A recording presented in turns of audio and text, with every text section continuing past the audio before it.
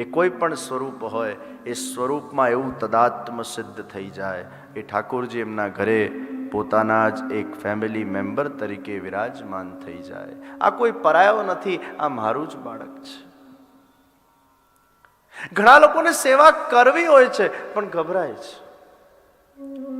ઘણાને કરવી હોય છે પણ થતી નથી. હું ઘણી બધી વાર બધાને કહેતો કે તમને જો સેવા કરવી હોય, ખરેખર એવો હૃદયમાં ભાવ હોય તો પછી રોકાવો નહીં, મૂવ ફોરવર્ડ.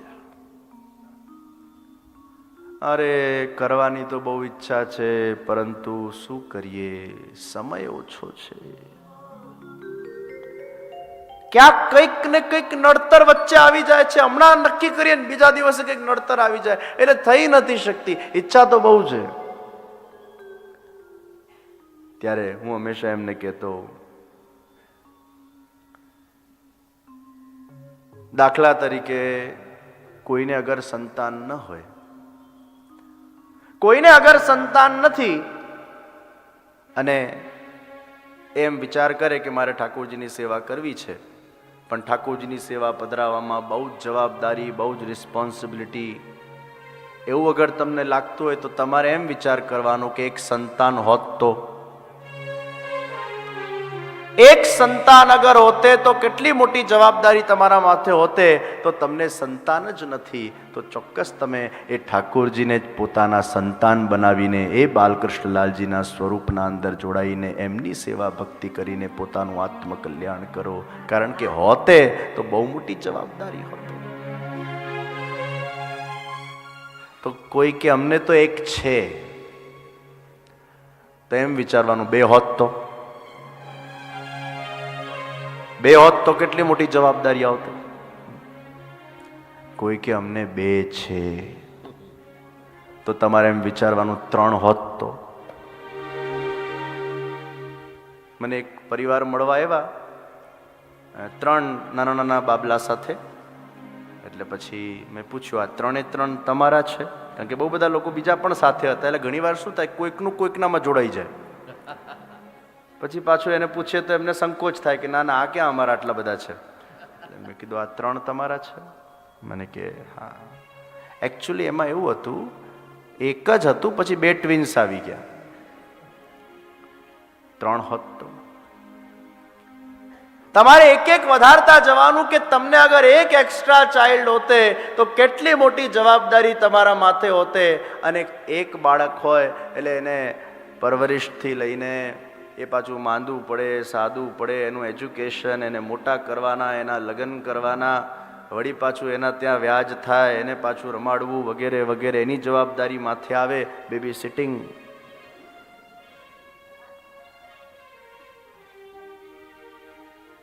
આ તમારા ઘરે જે ઠાકોરજી બિરાજમાન થવાના છે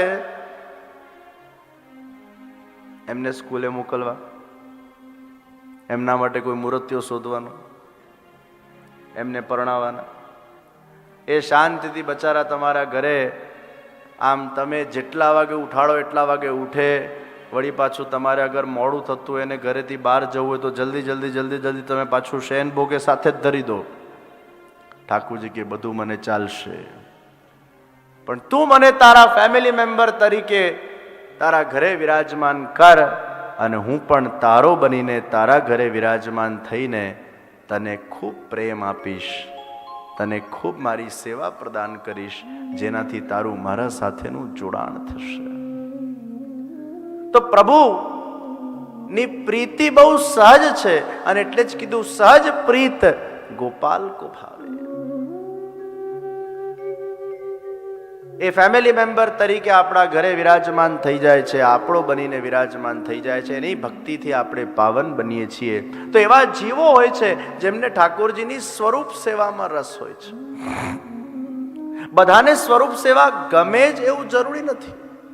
first of all you need to ask your own self which spiritual સાધન you are interested in. દરેકે પોતાની રુચિ તપાસવાની જરૂર છે. તમને શેમાં ભાવ છે, શેમાં રસ છે? અગર તમને ઠાકોરજીના સ્વરૂપને જોઈને આનંદ આવે છે અને સ્વરૂપ સેવામાં તમને રસ છે અને કોઈ અંતરાય નડતું હોય તો ચોક્કસ એ ભગવત કૃપાથી દૂર થશે. તમે તમારા ઘરે એ ભલે મિશ્રી ભોગની સેવા પણ પધરાવો અને ભાવથી એમને લાડ લડાવો. પછી બધું ઠાકોરજી જોઈ લેશે. તમારે બહુ ચિંતા કરવાની જરૂર નથી. વળી પાછા ઘણા એમ ચિંતા કરે, અમારા પછી કોણ? તમારા પછી કોણ એની ચિંતા નહીં કરો. એ ઠાકોરજી એમના ગુરુ ઘરે પધારી જશે. એ કોઈ ચિંતા કરવાની જરૂર નથી. તમે છો ત્યાં સુધી છેલ્લા શ્વાસ સુધી ઠાકોરજીની ભક્તિ કરો. તો પહેલી નાવડી એ ભગવાનના સ્વરૂપ સેવાની નાવડી છે. કોઈ એમ કે ના અમને સ્વરૂપ સેવામાં બહુ રસ નથી, તો બીજી નાવડી એ હરિ નામ સંકીર્તન કથા શ્રવણની નાવડી છે. કોઈને ભગવાનના કથામાં રુચિ હોય, સેવા યામ વા કથા યામ વા યસ્યા શક્તિર દૃઢા ભવેત. એક કથાની નાવડીમાં તમે બેસો, નામ સ્મરણની નાવડીમાં તમે બેસો, જપની નાવડીમાં તમે બેસો, અને એ નાવડીમાં અગર તમે બેસી ગયા તો પણ તમારો બેડો પાર થઈ જશે. તો સેવાની નાવડી, કથા શ્રવણ, હરિ નામ સંકીર્તનની નાવડી. કોઈ એમ કે ના અમને સેવામાં બહુ રસ નથી ને હરિનામ સંકીર્તન ને જપમાં રસ નથી, અમે તો જપ કરવા બેસીએ છીએ ને ઝોકા આવે છે, કથા સાંભળવા બેસીએ છીએ ને ઝોકા આવે છે. અમારાથી અમારો પ્રોબ્લેમ એ છે કે 3 કલાક એક જગ્યાએ સંકળું બેસાય જ નહીં, પગમાં ચક્ર છે. આ ઉપાધિ છે. અમે એક જગ્યાએ બેસી ન શકીએ. એક જગ્યાએ 3 કલાક બેસવું પણ એક તપ છે. અને ઘણા તો પાછા જપ કરવા બેસે એટલે ઓહો, આખા દુનિયાની લપ એમના મગજમાં આવી જાય. ઘણા આમ જપ કરવા બેસે ને પહેલા તો આમ ધીરે ધીરે જપ કરે, પછી એટલું ફાસ્ટ જપ કરવાનું ચાલુ કરી નાખે કે એક શબ્દ બીજા શબ્દ પર ગુલાટ ખાઈ નાખે. પછી શબ્દો ન સંભળાય, એટલું ફાસ્ટ કરે. એક જણાને મેં માળા કરતા જોયા. મેં એમને પૂછ્યું, ભાઈ તમે બહુ માળા કરો છો? મેં સાંભળ્યું, હા હું તો 1000 માળા કરું રોજ. મેં કીધું 1000 માળા? પછી મેં એમને માળા કરતા જોયા ને, આમ 2 હાથ વડે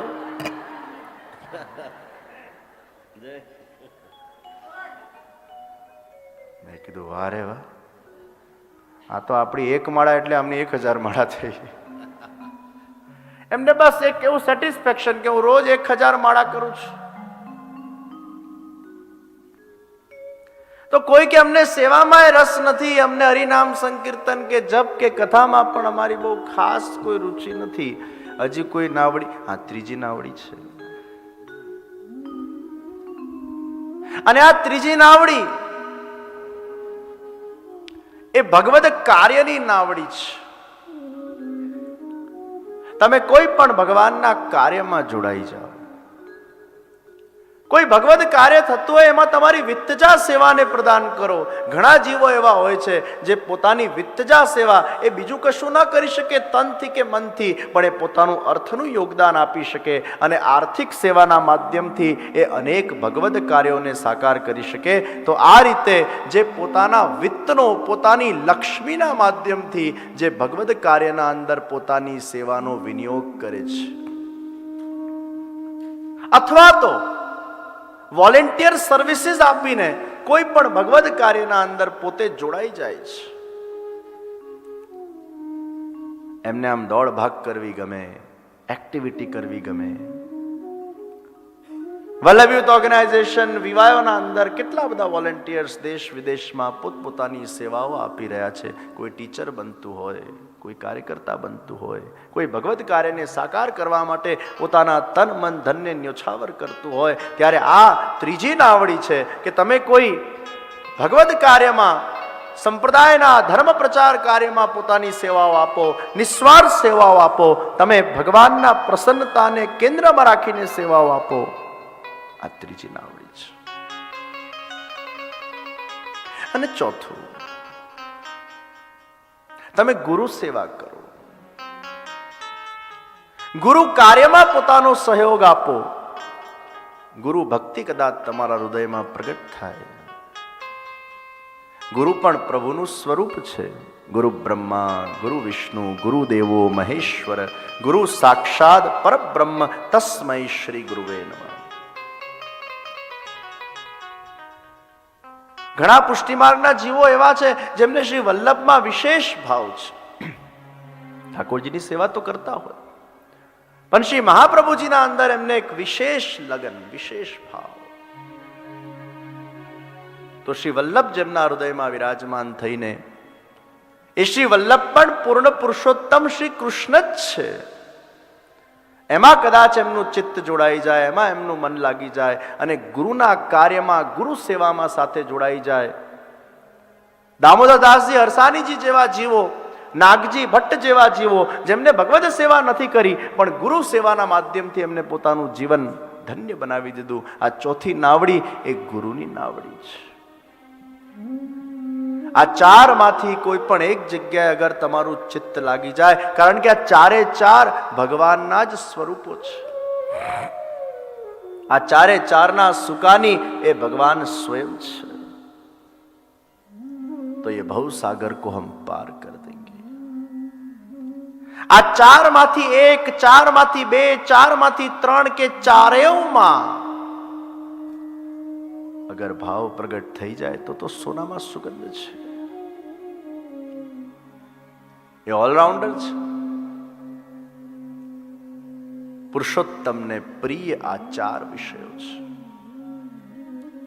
તો પુરુષોત્તમ માસ અધિકના અંદર બીજી નાવડી હરિનામ સંકીર્તન, ભગવદ કથા, એ 7 દિવસ સુધી શ્રવણ કરવાનો જે આપણને અલભ્ય લાભ, અવસર પ્રદાન થયો, આ જીવનનો શ્રેષ્ઠ અવસર છે. એ ભગવદ કથાના રસના માધ્યમથી વ્યક્તિનું જીવન રસાન્વિત બનતું હોય છે. ગઈકાલે આપણે પ્રથમ શ્લોક ઉપર ચિંતન કર્યું. મહાત્મની કથામાં આપણે પ્રવેશ કર્યો. સચ્ચિદાનંદ રૂપાય વિશ્વોત્પત્યાદિ હેતવે તાપત્રય વિનાશાય શ્રી કૃષ્ણાય વયમ નમઃ.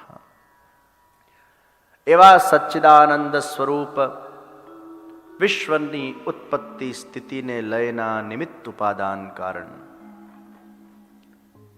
તાપત્રય વિનાશ કરવા વાળા એવા શ્રી કૃષ્ણને અમે વંદન કરીએ છીએ. શ્રી એટલે રાધા, સ્વામીજી સહિતના કૃષ્ણને વંદન છે. મર્યાદા માર્ગના અંદર શ્રી એટલે લક્ષ્મીજી, શ્રી એટલે ભૂમિ, લક્ષ્મી પતિ કૃષ્ણ, ભૂમિના પતિ પણ કૃષ્ણ. અને એટલે જ આપણા પ્રાચીન સમયના અંદર ગુરુજનો જ્યારે ઉઠતા સાથે ભૂમિ પર પોતાનો પગ મૂકે ત્યારે સૌથી પહેલા ક્ષમા પ્રાર્થી બનીને પગ મૂકતા હોય છે. આપણા ત્યાં પ્રકૃતિ પણ દેવરૂપ છે. કેવી સુંદર આપણી સંસ્કૃતિ છે. આપણે ત્યાં જલ હોય, સ્થળ હોય, વાયુ હોય, અગ્નિ હોય, પર્વત હોય. આ દેવ સ્વરૂપ છે અને એમને આપણે વંદન કરીએ છીએ.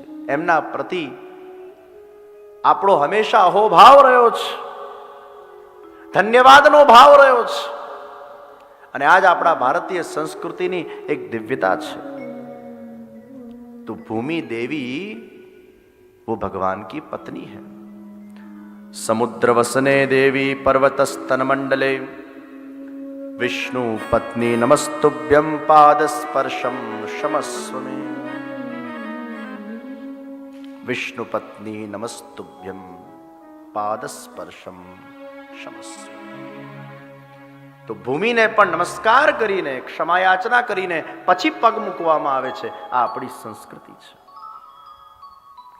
તો શ્રી કૃષ્ણાય વયમ નુમઃ.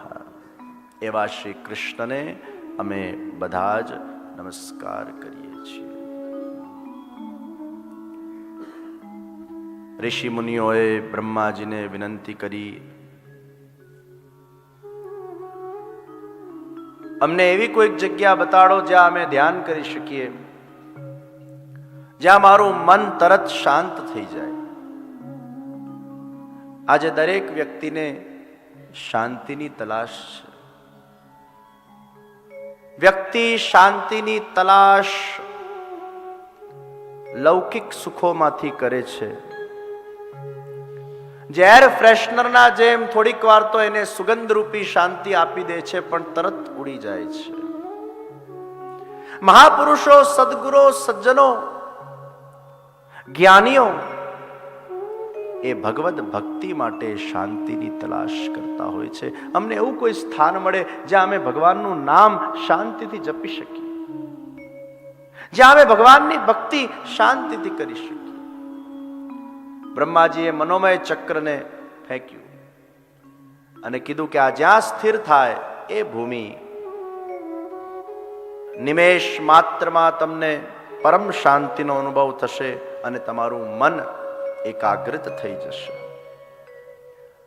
નૈમિષારણ્યના અંદર એ મનોમય ચક્ર શાંત બન્યું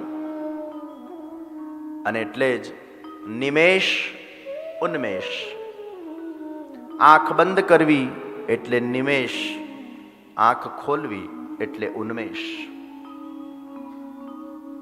નિમેષ માત્રમાં જ મન શાંત થઈ જાય એવી અદ્ભુત દિવ્ય જગ્યા એ નૈમિષારણ્ય છે. આપણા જીવનમાં સ્થળનો પણ એક પ્રભાવ હોય છે. તમે અમુક જગ્યાએ જાઓ, તમને ખૂબ સારા વાઇબ્રેશન્સનો અનુભવ થાય, અને તમે અમુક જગ્યાએ જાઓ, તમારું મન ઉચ્ચાટ થઈ જાય. તમે અમુક ઘરના અંદર સુવો, તમને કંઈક જુદી અનુભૂતિ થાય. તમે અમુક ઘરમાં સુવો તો તમને કંઈક જુદી અનુભૂતિ થાય. તમને અલગ અલગ પ્રકારે અલગ અલગ જગ્યાએ ઊંઘ આવતી હોય છે. એ ઘરના વાઇબ્રેશન્સ પણ ઇફેક્ટ કરતા હોય છે વ્યક્તિના માનસ પટલ પર. નૈમિષારણ્ય એક એવી ભૂમિ છે કે જ્યાં જઈને આપણે બેસીએ, ચિત્ત આપણું શાંત થઈ જાય. અને એટલે જ આખા 24 કલાકના સમયગાળાના અંદર અગર સૌથી શ્રેષ્ઠ સમય ચિત્તને શાંત કરવાનું હોય એ બ્રહ્મ મુહૂર્તનો સમય છે. 3:45 વાગે સાધક સવારે વહેલા ઉઠે. 3:45 વાગે ઉઠીને અગર તમે જપ કરો, 3:45 વાગે ઉઠીને અગર તમે ધ્યાન કરો, 3:45 વાગે ઉઠીને અગર તમે ભગવાનમાં તમારા ચિત્તને લગાડશો, એ બહુ જલ્દી લાગી જશે. કારણ કે એ વખતે સત્વગુણનો પ્રભાવ હોય છે. મધ્યાહનના સમયે રજોગુણનો પ્રભાવ હોય છે અને રાત્રિના સમયે તમોગુણનો પ્રભાવ હોય છે. તો જે વખતે, જે કાલમાં જે ગુણનો પ્રભાવ હશે, એ ગુણની અસર એ નિશ્ચિત તમારા અંદર જોવા મળશે. વર્કોહોલિક જે લોકો હોય છે, જે લોકો કદાચ બહુ ધર્મમાં પણ નથી માનતા, ભગવાનમાં પણ નથી માનતા, પણ એ લોકોનું પણ એવું કહેવું છે કે when we wake up early and when we want to plan our day, when we have to plan our strategies, when we have to plan something for our business, 3:45 a.m. when we wake up and when we are at that moment, we feel so peaceful in even thinking something. જે કર્મ માર્ગના જીવો છે એમને પણ સવારે 3:45 વાગ્યાનો એ સમય એ ગવાવો ન જોઈએ. એ વખતે આપણું મન શાંત હોય છે. બીજા બધા લોકો સૂતા હોય. વાતાવરણના અંદર એટલા તરંગો નથી હોતા, કારણ કે તમે ઉઠ્યા એટલે તમારામાં વિચાર આવ્યા અને વિચારોની તરંગ પણ એ વાયુના અંદર જતી હોય છે. તમે બોલ્યા, એ બોલવાની તમારી તરંગ પણ વાયુમાં જતી હોય છે. તમે કંઈક કર્યું, એના પણ વાઇબ્રેશન્સ એ વાયુમાં જતા હોય છે અને એ જ વાયુ ચારે બાજુ અથડાઈને વાઇબ્રેશન્સ પેદા કરતું હોય છે. 4:30 વાગ્યાના સમયને આપણે ગમાવી દેતા હોય છે. અને એટલે best time for sleeping it is said 10 PM to 3:30 AM. It's the best time to sleep. 10 to 2 is the best time to sleep. It gives rest to your body. અને એટલે 10 વાગે સૂઈ જવું, 3:45 વાગે ઉઠવું. ઘણા યુવાનો આખી રાત જાગીને વાંચે, કોફી પીને વળી પાછા ડબલ શોટ કોફી પીએ ટુ મેક ધેમસેલ્વ્સ અવેક. એમને કદાચ એમ લાગતું હશે કે અમને રાત્રે વધારે શાંતિથી અધ્યયન કરવાનું ફાવે છે, પરંતુ યુવાનોને ખાસ આપના માધ્યમથી કહેવા માંગુ છું, એ લોકોને ખાસ સૂચન કરજો. કદાચ તમને કોફી પીને એમ લાગશે કે તમને આમ ફ્રેશનેસ ફીલ થઈ રહ્યું છે, લાંબા ગાળે ક્યાંક એ આપણા બ્રેનને અસર કરે છે. આપણે ઘણા વૃદ્ધોને નથી જોતા 70, 80 વર્ષ, 90 વર્ષ, અને અલ્ઝાઇમરથી પછી પીડાય. અમુક ઉંમર થાય ડોલરભાઈ એટલે પછી અલ્ઝાઇમર ડિઝીઝ.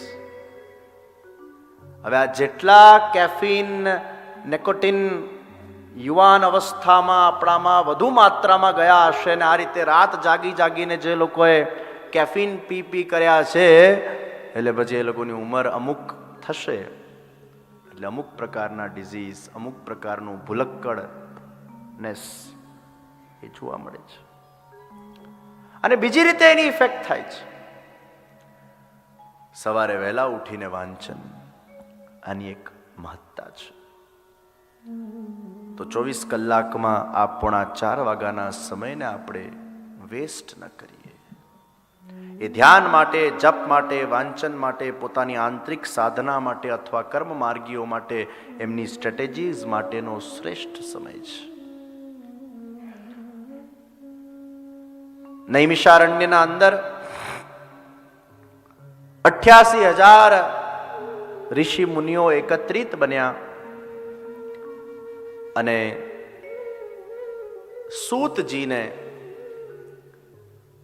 વ્યાસાસને વિરાજમાન કરીને એમનું અભિવાદન કર્યું છે.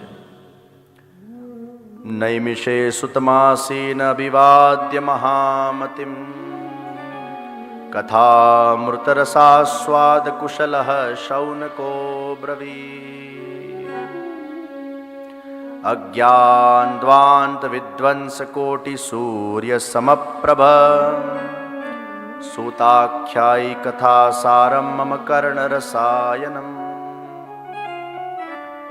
ભક્તિ જ્ઞાન વિરાગાપ્તો વિવેકો વર્ધતે મહાન માયા મોહ નિરાસશ્ચ વૈષ્ણવૈઃ ક્રિયતે કથમ.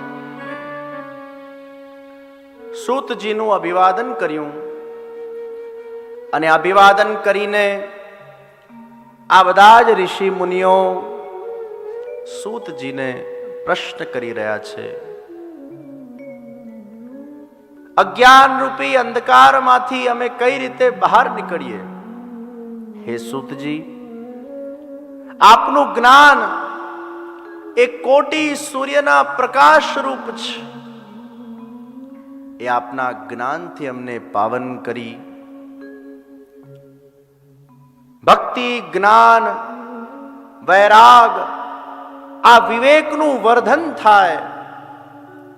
આ માયા અને મોહનું નિરસન કઈ રીતે થઈ શકે એ ઉપાય અમને બતાડો. પ્રિયજનો,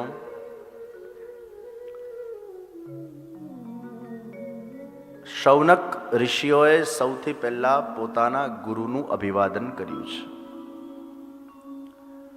તમે જેના પાસે જ્ઞાન પ્રાપ્ત કરો એના માટે અગર આદર, વિશ્વાસ અને શ્રદ્ધા ન હોય તો એ જ્ઞાન એ આપણામાં ઉતરી શકતું નથી. આપણા ત્યાંની એક પરંપરા રહી છે કે મંચ હંમેશા ઊંચું હોય અને શ્રોતા હંમેશા નીચે હોય છે. તમે જ્યારે કોઈ પણ લોટીથી કંઈક પીવડાવો તો ઉપરથી આપણે લોટીથી પીવડાવીએ તો નીચેવાળો વ્યક્તિ ઝીલવા રહે, પાશ્ચાત્ય જગતમાં ઘણા ઓડિટોરિયમ્સ એવા જોવા મળે છે કે સ્ટેજ નીચે હોય ને ઓડિયન્સ ઉપર હોય. અમુક કોન્સર્ટ્સના જે કાર્યક્રમો થતા હોય છે તો સ્ટેજ નીચું હોય અને આમ ઓડિયન્સ ઊંચું હોય. When you have to perform it's a different thing, but when you have to give the knowledge તો સ્ટેજ ઊંચું હોય, શ્રોતાઓ નીચા હોય.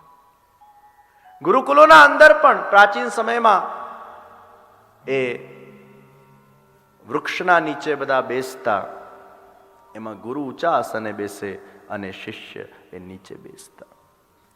આ આપણા ભારતીય સંસ્કૃતિની પરંપરા રહી છે કે જ્યારે જેનાથી જ્ઞાન પ્રાપ્ત કરવાનું હોય છે એમાં હંમેશા આપણે નીચે બેસીને એ જ્ઞાનને ગ્રહણ કરીએ છીએ. એટલે મંચ ઊંચું હોય, સ્ટેજ ઊંચું હોય અને શ્રોતાઓ નીચે હોય.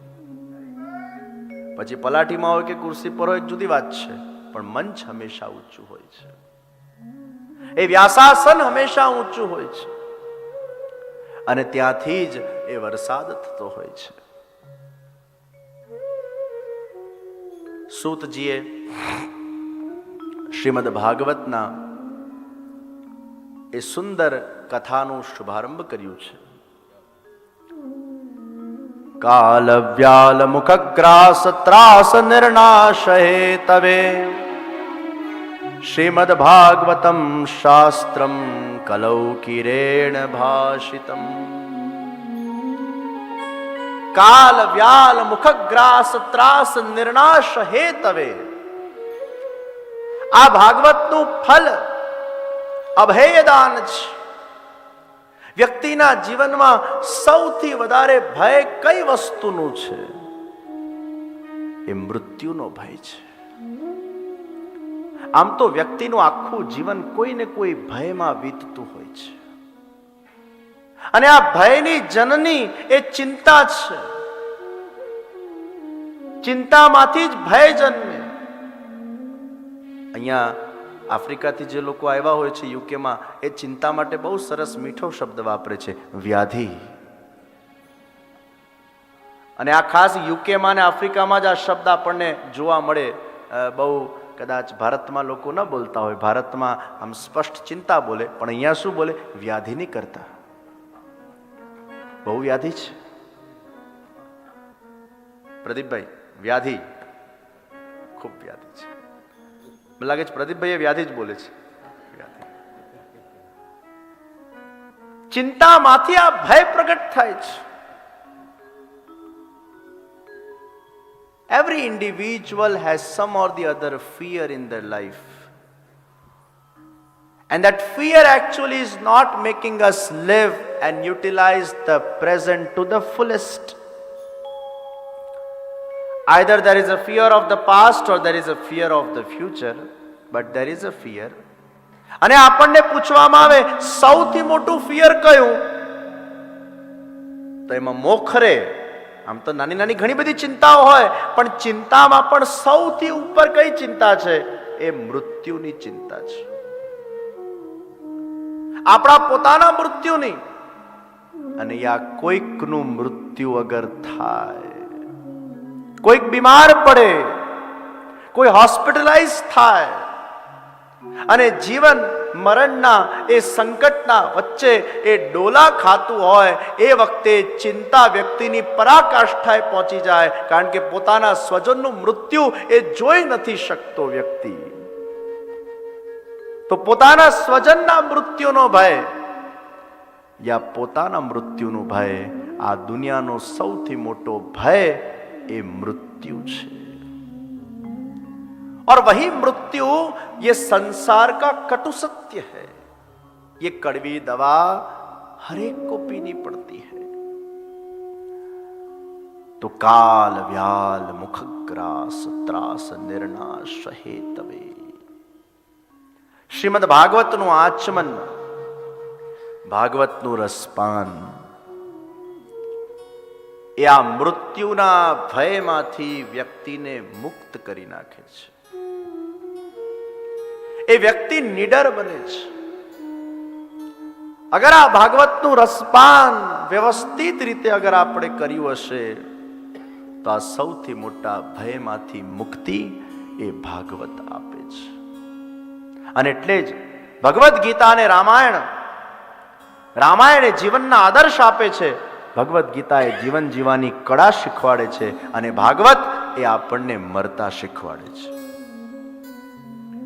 મૃત્યુને સુધારવા માટેનો શ્રેષ્ઠ ગ્રંથ એ શ્રીમદ ભાગવતમ છે. અભયદાન, राजा परीक्षित को भी अभयदान श्रीमद भागवत ने प्रदान किया. 7મા દિવસે આપણે સાંભળશું કે જે વખતે મૃત્યુરૂપી તક્ષક એ પરીક્ષિતને કરડવા આવે છે, એ વખતે અભયત્વને પ્રાપ્ત કરેલો પરીક્ષિત મૃત્યુથી લેશ માત્ર ગભરાતો નથી. અરે દેવો અમૃતનું કળશ લઈને આવ્યા અને શુકદેવજીને કહે છે, આને અમૃત પીવડાવી દઈએ, આને તો 7 દિવસના અંદર મૃત્યુ પ્રદાન થવાની છે ને. ત્યારે પરીક્ષિત કહે છે, મુझे અમૃત નહીં ચાહીએ, મુझे તો કથામૃત ચાહીએ. આવું અભયત્વ મૃત્યુ સામે છે તો પણ મૃત્યુનો સ્વીકાર ને આવકાર ને સ્વાગત એ અમૃત કળશને પણ બાજુ પર મૂકી દીધું છે.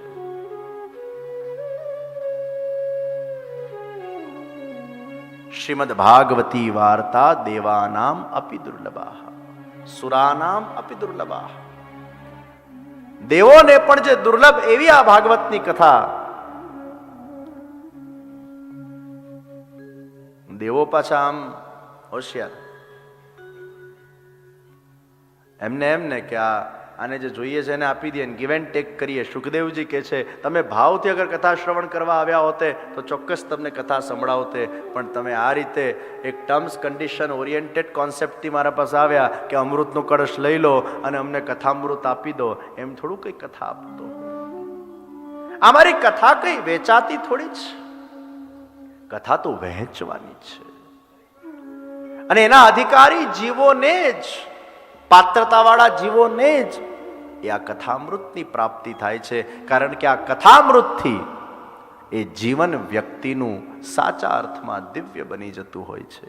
મૃત્યુના ભયથી વ્યક્તિ અભયતાને પ્રદાન કરે છે.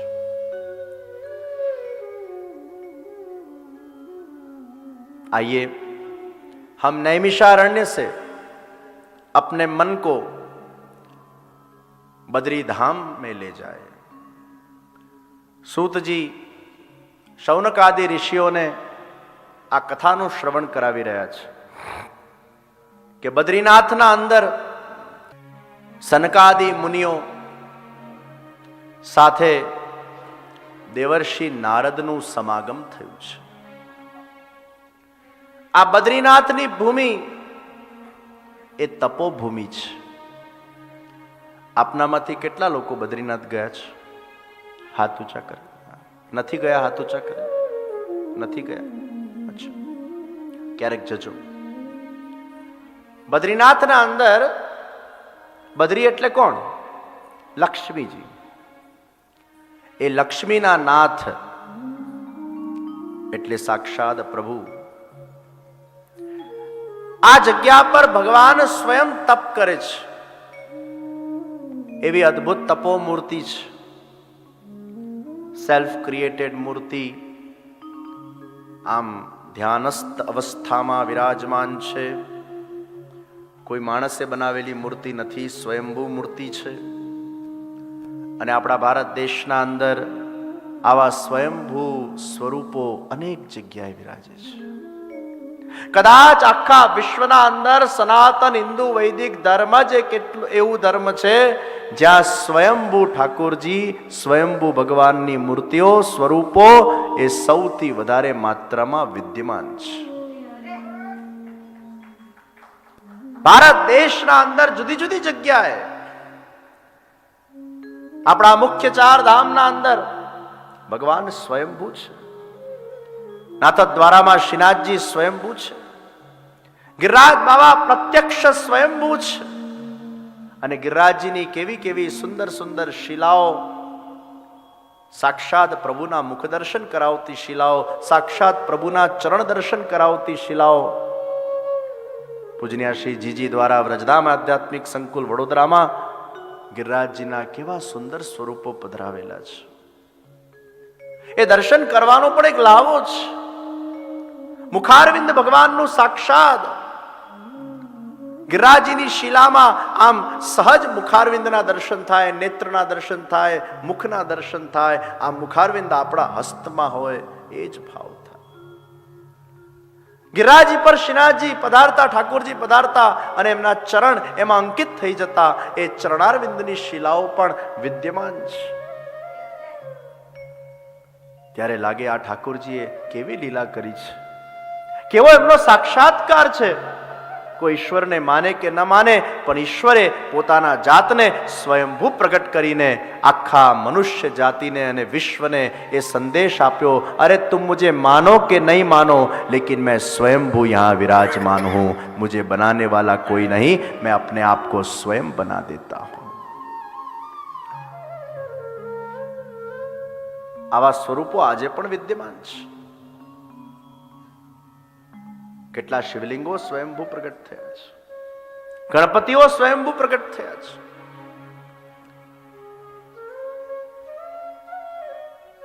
એ બદ્રીનાથમાં ભગવાન ધ્યાન કરે છે, તપ કરે છે. આ પહેલા શિવજીની ભૂમિ હતી, બન્યું એમ તપ્ત કુંડ, જે સ્વયં જ ગરમ છે. કોઈ એને ગરમ કરતું નથી, પણ natural hot water comes over there. અને એ વખતે શિવજી પાર્વતીજી ત્યાં નિવાસ કરતા. એક બાલક રુદન કરે છે, ભેંકડા તાળીને રડે છે. પાર્વતીજીના હૃદયમાં વાત્સલ્ય ભાવ પ્રગટ થયું. એ બાળકને પોતાના ગોદના અંદર લાવવા જતા હોય છે. અને એ જ વખતે શિવજી કહે છે, જરા રૂક જાઓ, ये कोई मायावी बच्चा लग रहा है, इसमें पड़ना मत. પાર્વતીજી શિવજીનું માનતા નથી. નહીં નહીં, આ બાળક આટલું રડે છે અને કદાચ આ કુંડમાં પડી વળી જાય. આ કુંડનું જલ કેટલું ગરમ છે આપને ખબર છે. આ બાળકને કે હાનિ પહોંચે તો હું તો આ બાળકને લઈશ. એ બાળકને લઈને પછી અંદર કક્ષમાં પધરાવ્યું. અને જ્યારે બહાર નીકળ્યા, દ્વાર બંધ, અને પછી અંદરથી અવાજ આવ્યો, शिवजी अब आप बाजू के पर्वत पर पहुंच जाओ, अब तो मैं यही पर्वत पर आसीन हो जाऊंगा, मैं अब ये पर्वत पर रहूंगा. शिवजी मुस्कुरावा लाग्या. पार्वतीजीने कहेवा लाग्या, जोयुं तने कीधेलुं ने, आ बाळक कोई सामान्य बाळक नथी. अरे आ तो साक्षात विष्णु भगवान हता बाळकना स्वरूपमां અને આપણી પરીક્ષા करता था. और तब से जो बद्रीनाथ में शिवजी विराजमान हुए, वहां अब विष्णु भगवान विराजमान हो गए और कहा तुम बाजू के पर्वत पर पधार जाओ. એટલે બાજુના પર્વતમાં એ કેદારનાથ શિવજી વિરાજમાન થયા અને અહીંયા બદ્રીનાથજી વિરાજમાન. વિશાલા રાજાએ ખૂબ તપસ્યા કરી, 1000 વર્ષ સુધી તપ કર્યું અને ભગવાન પ્રગટ થયા. માંગ તને શું જોઈએ છે? વિશાલા રાજાએ એટલું જ કીધું, प्रभु आप साक्षात मुझे फल के स्वरूप में प्राप्त हो गए, अब और कोई कामना नहीं, बस इतनी मैं आपको विनती करता हूं कि मुझे 1 साल लगे आपको रिझाने के लिए. अब कोई भी यहाँ आकर तप करे उनको इतना समय न लगे, आप जल्दी दर्शन दे देना, बस यही मैं कामना करता हूं. भगवाने तथास्तु कीधुं. હવે મારી આ દેવભૂમિમાં કોઈ પણ તપ કરશે એને હું જલ્દી દર્શન આપી દઈશ. અને હે વિશાલા, अब तुम्हारा नाम मेरे नाम के आगे लग जाएगा और बद्री विशाल का जय जयकार होगा. बोलो बद्री विशाल की जय. भगवान ए भक्तनो जय जयकार એ પોતાના સાથે કરાવે છે. અને એટલે જ એકદા હિ વિશાલાયામ ચત્વારઃ ઋષયો મલાહ. ભાગવતજીમાં પણ વિશાલ શબ્દનો ઉપયોગ કરવામાં આવ્યો છે. સનકાદિ મુનિઓને શ્રી નારદજીનું સંગ થયું. નારદજીના મુખ પર ચિંતા છે. મહાપુરુષના મુખ પર ચિંતા એ ક્યારે પણ પોતાના માટેની ચિંતા નથી હોતી, એ હંમેશા સમાજ માટેની ચિંતા હોય છે. વ્યક્તિ કેવલ પોતાના માટે ચિંતા કરે, પણ મહાપુરુષ એ સમાજ માટે ચિંતા કરે છે.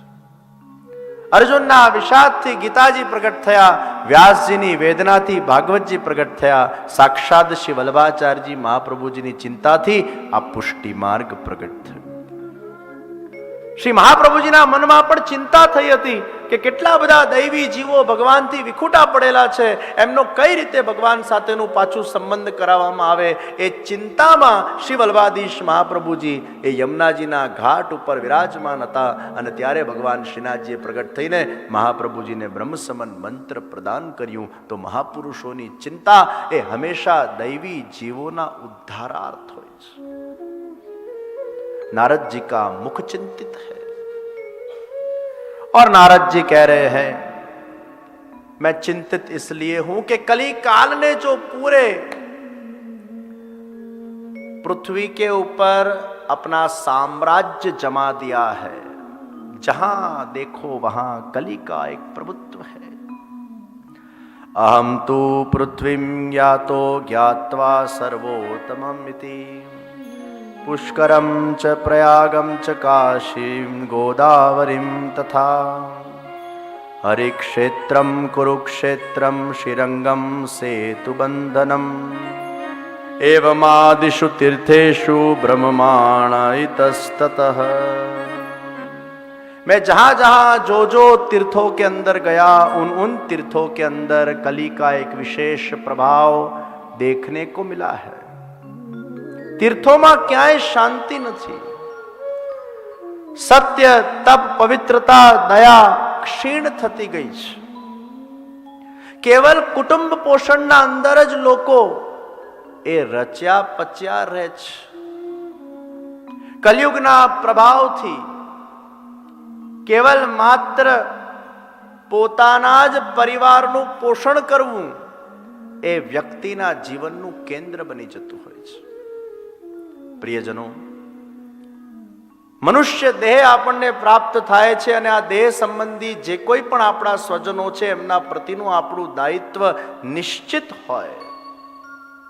નિશ્ચિત એમનું પાલન પોષણ કરવું એ આપણું કર્તવ્ય છે, એ આપણી ડ્યુટી છે અને એ 100% કરવી જ જોઈએ.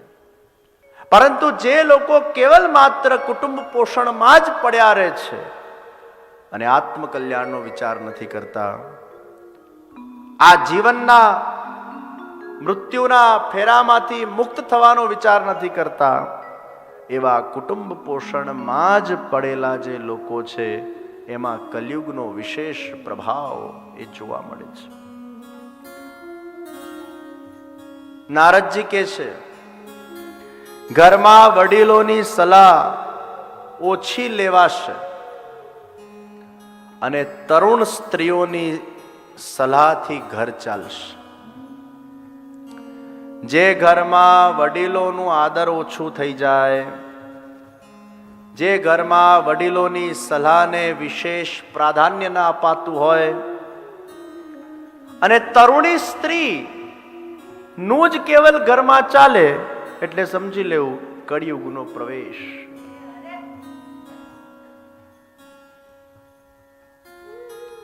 આ નારદજી કે છે, કલયુગમાં યુવાન પત્નીનો ભાઈ એ સલાહકાર બનશે. અર્થાત જે ઘરમાં શાળાઓનું બહુ ચાલતું હોય એ ઘરમાં કળિયુગ આવ્યું કહેવાય. सालाओं की बुद्धि से वो घर चलता है. रांधेला अनाजनी दुकानो વધશે. આ 5000 વર્ષ પહેલા નારદજીએ ભવિષ્યવાણી કરી હતી કે કળિયુગના અંદર ઘરે ભોજન બનાવવાનો બધાને કંટાળો આવવા લાગશે, અથવા સમય નહીં હોય, કોઈને ઘરે બનાવવું બહુ ગમતું નહીં હોય. જેના ઘરે આજે પણ ભોજન બનતું હશે, સમજો કળિયુગનો પ્રવેશ નથી થયો. પણ જો તમને વધારે ને વધારે રેસ્ટોરન્ટમાં ખાવાની ઈચ્છા થાય, એટલે કળિયુગનો પ્રવેશ થઈ ગયો છે. રાંધેલા અનાજની દુકાનો વધશે. અને એટલે આજે તમે જુઓ કેટલી બધી દુકાનો, કેટલા બધા રેસ્ટોરન્ટ્સ. આ નારદજીએ ભવિષ્યવાણી કરેલી કે કલયુગમાં આ વધતું જશે.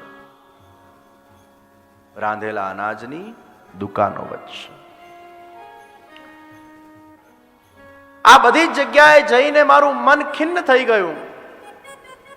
નારદજીએ સનકાદી મુનિઓને કીધું, હે ઋષિવર, મારું મન ખૂબ જ ચિંતાતુર છે કે આ પૃથ્વીમાં આટલો બધો કલીનો પ્રવાહ, આટલી બધી અજ્ઞાનતા ચારે બાજુ દેખાઈ રહી છે. મને ચિંતા થઈ રહી છે. અને એનાથી પણ વધારે મને ચિંતા ક્યારે થઈ? જ્યારે હું યમુનાજીના તટ પર પહોંચ્યો અને યમુનાજીના તટ ઉપર એક યુવાન સ્ત્રી પોતાના 2 વૃદ્ધ દીકરાઓ સાથે બેઠેલી છે. ચારે બાજુ અનેક સ્ત્રીઓનું વૃંદ છે. કોઈ પંખો કરે છે, કોઈક સેવા કરે છે.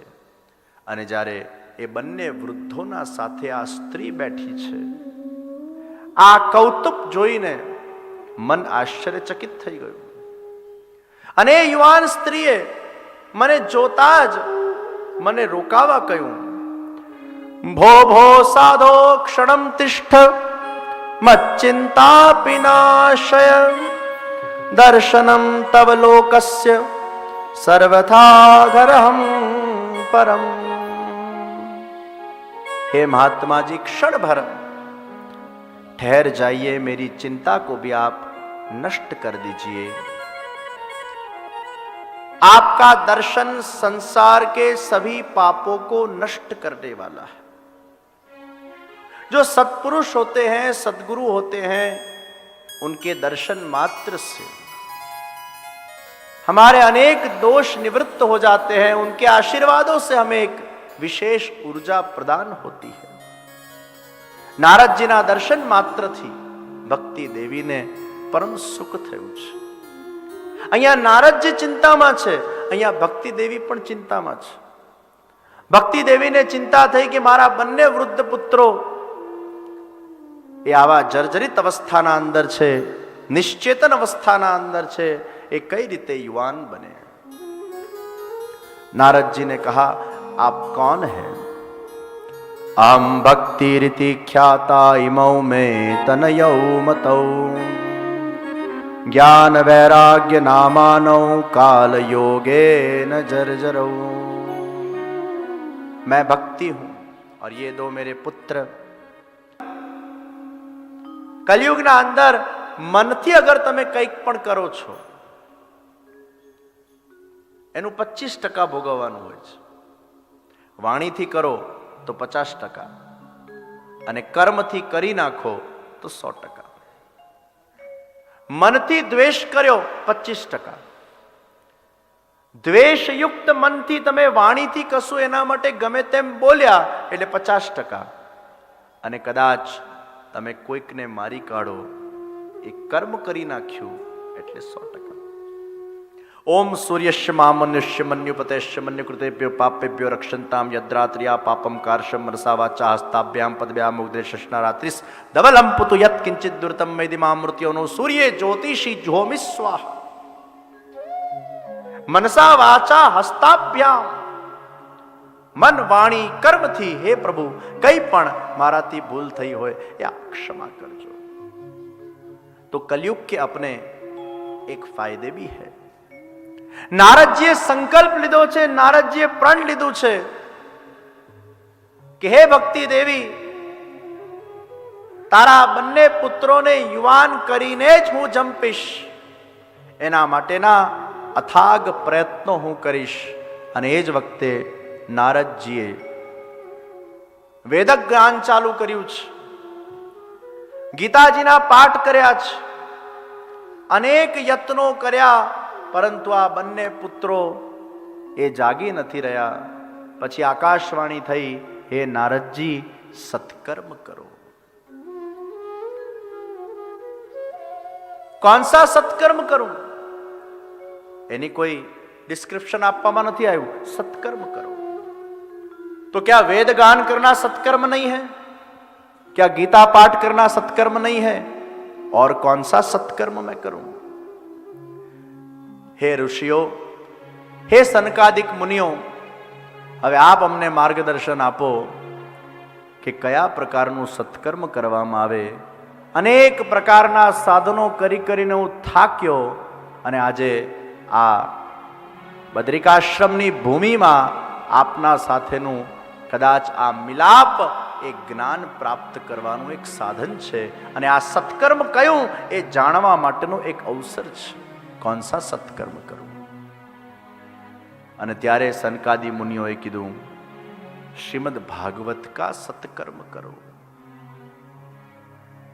નારદજીના મનમાં વિચાર આવ્યો, અરે મુનિજી, વેદ ગાન કર્યું, ગીતા પાઠ કર્યા, ભાગવત તો વેદનું જ ફલ છે ને. વેદ ગાન કર્યાથી આ બંને ઊભા ના થયા, ગીતા પાઠ કરવાથી આ ઊભા ના થયા, અને ભાગવતથી ઊભા થઈ જશે. अरे नारद जी, आप तो स्वयं चतुश्लोकी भागवत के प्रदाता हो.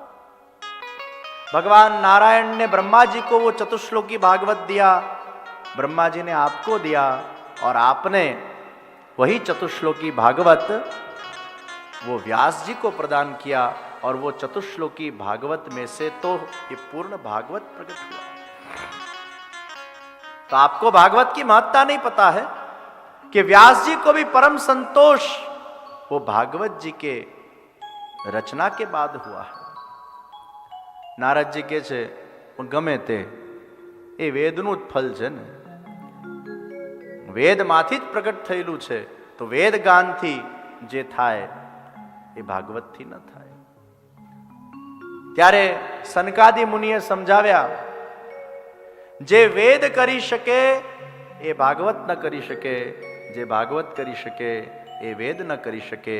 જેમ દૂધમાંથી જ ઘી નીકળે, પણ જે દૂધ કરી શકે એ ઘી ન કરી શકે, અને જે ઘી કરી શકે એ દૂધ ન કરી શકે.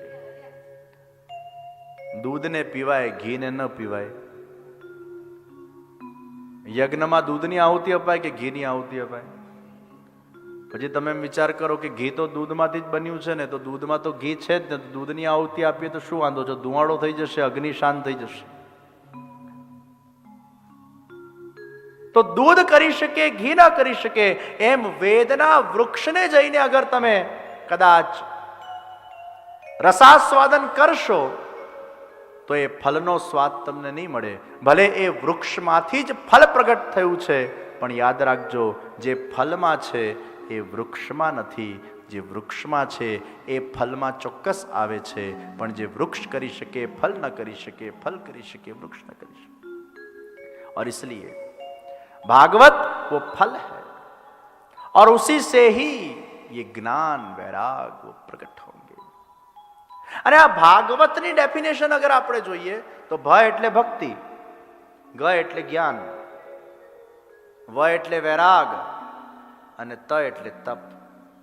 તો ભક્તિ, જ્ઞાન, વૈરાગ ને તપ જે પ્રદાન કરે એ ભાગવત છે.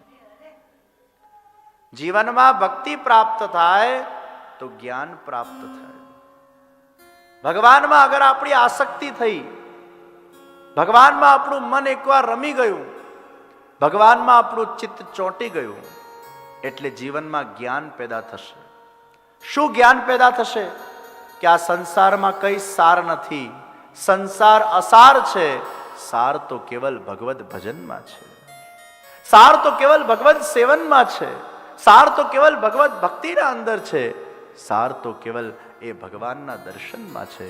કારણ કે એ જ શાશ્વતનું દર્શન છે, જે સત્ય રૂપ છે, અને સંસાર એ નાશવંત છે, જે અસત્ય રૂપ છે. આ સત્ય ને અસત્યનું જ્ઞાન જ્યારે વ્યક્તિમાં થાય છે ભક્તિના માધ્યમથી, ભગવદ આસક્તિના માધ્યમથી, ત્યારે ધીરે ધીરે વ્યક્તિમાં વૈરાગ જન્મે છે. સંસારની અસારતાનું દર્શન કર્યા પછી વ્યક્તિમાં વૈરાગ જન્મે, અને એ વૈરાગ જ્યારે જન્મે ત્યારે જીવનમાં તપ કરે છે. અર્થાત એના જીવનનું કેવલ એકમાત્ર લક્ષ્ય એ ભગવાન થઈ જાય, અને એ ભગવાનના તપમાં આગળ વધતો થઈ જાય, એ ભગવાનને પામવાની યાત્રાના અંદર આગળ વધતો થઈ જાય, એ એના જીવનનું તપ બની જાય છે. તપ એ વ્યક્તિને ઉર્ધ્વ ગતિ પ્રદાન કરે છે, અને એટલે જ ભાગવત એ વ્યક્તિને ઊંચાઈ તરફ લઈ જાય છે. કેવલ સ્વર્ગની ઊંચાઈ वो ભાગવતનું લક્ષ્ય નથી, કેવલ સત્યલોકની ઊંચાઈ એ ભાગવતનું લક્ષ્ય નથી. સત્યલોકના પણ ઉપર ભગવાનના ગોલોક ધામ સુધી, એ ભગવાનના નિત્ય લીલા સુધી એ જીવને પહોંચાડવાનું સામર્થ્ય એ ભાગવતનું સામર્થ્ય છે. और इसलिए भक्तों ने मुक्ति नहीं जोईती, भक्तों ने तो वारंवार भक्ति जोईती હોય છે. मुक्ति में तो हम भगवान के अंदर बस घुल मिल गए और वो बन गए. न हमें भगवान के अंदर घुल मिल जाना है, न हमें भगवान का कोई कुंडल बनना है, न हमें भगवान का कोई केश बनना है, न हमें भगवान का कोई श्रेयंग का रत्न बनना है. अरे हमें तो वही अनमोल रत्नों का आस्वादन करना है जो भगवान का स्वरूप है, उसका हमें निजानंद लेना है.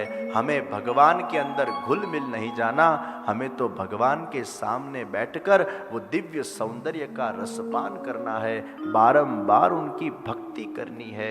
आ भक्त भगवान पासे मांगे छे, भगवान तारी वारंवार भक्ति आपजे.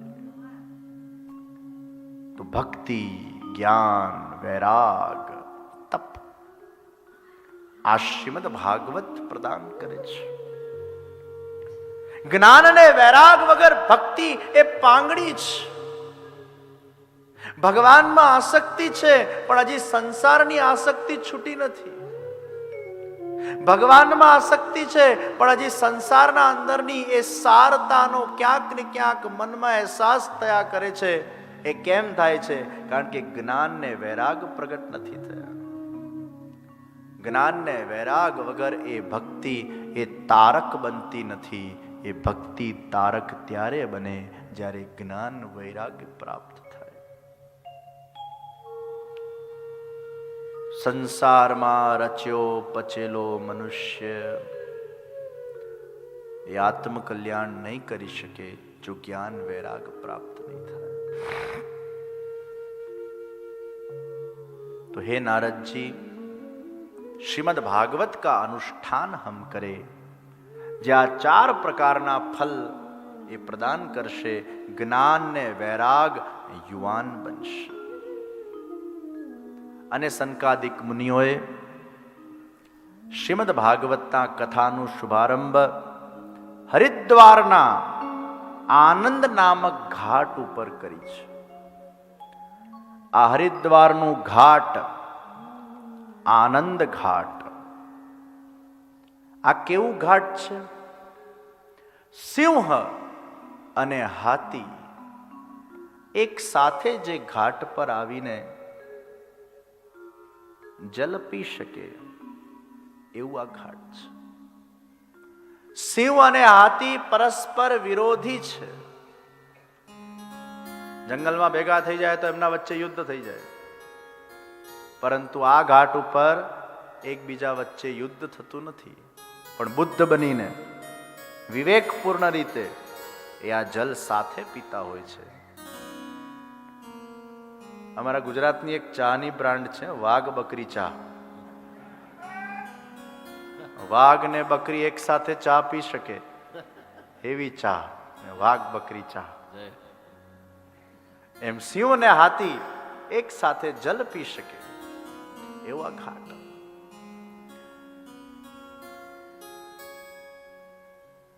જ્યાં કોઈ વેર નથી, જ્યાં કોઈ ઝેર નથી, જ્યાં કોઈ ઈર્ષા નથી, જ્યાં કોઈ દ્વેષ નથી, જ્યાં કોઈ મનમુટાવ નથી, જ્યાં કેવલ ને કેવલ માત્ર પ્રસન્નતા પ્રસન્નતા પ્રસન્નતા પ્રસન્નતા છે, એવો ઘાટ એ આનંદ ઘાટ. કોઈ પણ વ્યક્તિને આપણે જોઈએ ને અને એને જો આપણે પહેલા મળ્યા હોઈએ તો એક એના માટેનો કંઈક પૂર્વગ્રહ હોય છે. એ સારો હોઈ શકે ને ખરાબ હોઈ શકે. અને પ્રિજુડાઇઝ માઇન્ડ, જો એનાથી આપણને અપ્રસન્નતા થઈ હોય તો આપણે જ્યારે એને બીજી વાર મળીશું ત્યારે એના ચહેરાને જોઈને, એના મુખને જોઈને પહેલા આપણું ચિત્ત અપ્રસન્ન થઈ જશે અને ક્યાંક આપણું મન ખાટું થઈ જશે. એને મળવાની પણ ઈચ્છા નહીં થાય. કેમ? કારણ કે પૂર્વમાં ક્યાંક એ વ્યક્તિ સાથે આપણો અસંતોષ થયેલો છે અને એ અસંતોષ આપણા ચિત્તને અપ્રસન્ન કરે છે. અને એ જ રીતે કોઈ વ્યક્તિથી આપણને બહુ જ આનંદ આવ્યો હોય તો એનો પણ ક્યાંક પૂર્વમાં અનુભવ આપણા અંદર સ્ટોર્ડ છે. એ વ્યક્તિ પાછો મળશે, આપણને આનંદની અનુભૂતિ થશે. પણ આ ઘાટ એવું છે, બધા જ પૂર્વગ્રહો વ્યક્તિના નષ્ટ થઈ જાય, વ્યક્તિનું ચિત્ત નિર્મલ બની જાય, શુદ્ધ બની જાય, પવિત્ર બની જાય, એનું મન અને હૃદય વાંસળીના જેમ ખાલી બની જાય અને ત્યારે ભગવાનના ભક્તિના એ સુરો એમાંથી પ્રગટ થવા લાગે. એ આનંદ ઘાટ. આવા પવિત્ર ઘાટ ઉપર સનકાદિ મુનિએ શ્રીમદ ભાગવતજીના રસપાનનું શુભારંભ કર્યું છે. એકમ ભાગવતમ શાસ્ત્રમ મુક્તિદાનેન ગર્જતી કથા ભાગવતસ્યાપી નિત્યમ ભવતિ યદ્ગૃહે તદ્ગૃહમ તીર્થરૂપમ હિ વસતામ પાપનાશનમ અશ્વમેઘ સહસ્ત્રાણી વાજપેય શતાની ચ. જે ઘરમાં શ્રીમદ ભાગવતનું રસપાન થતું હોય, પારાયણ થતું હોય, એ ઘર ન રહીને એ તીર્થરૂપ બની જતું હોય છે. એ પાપ નાશક બની જાય છે.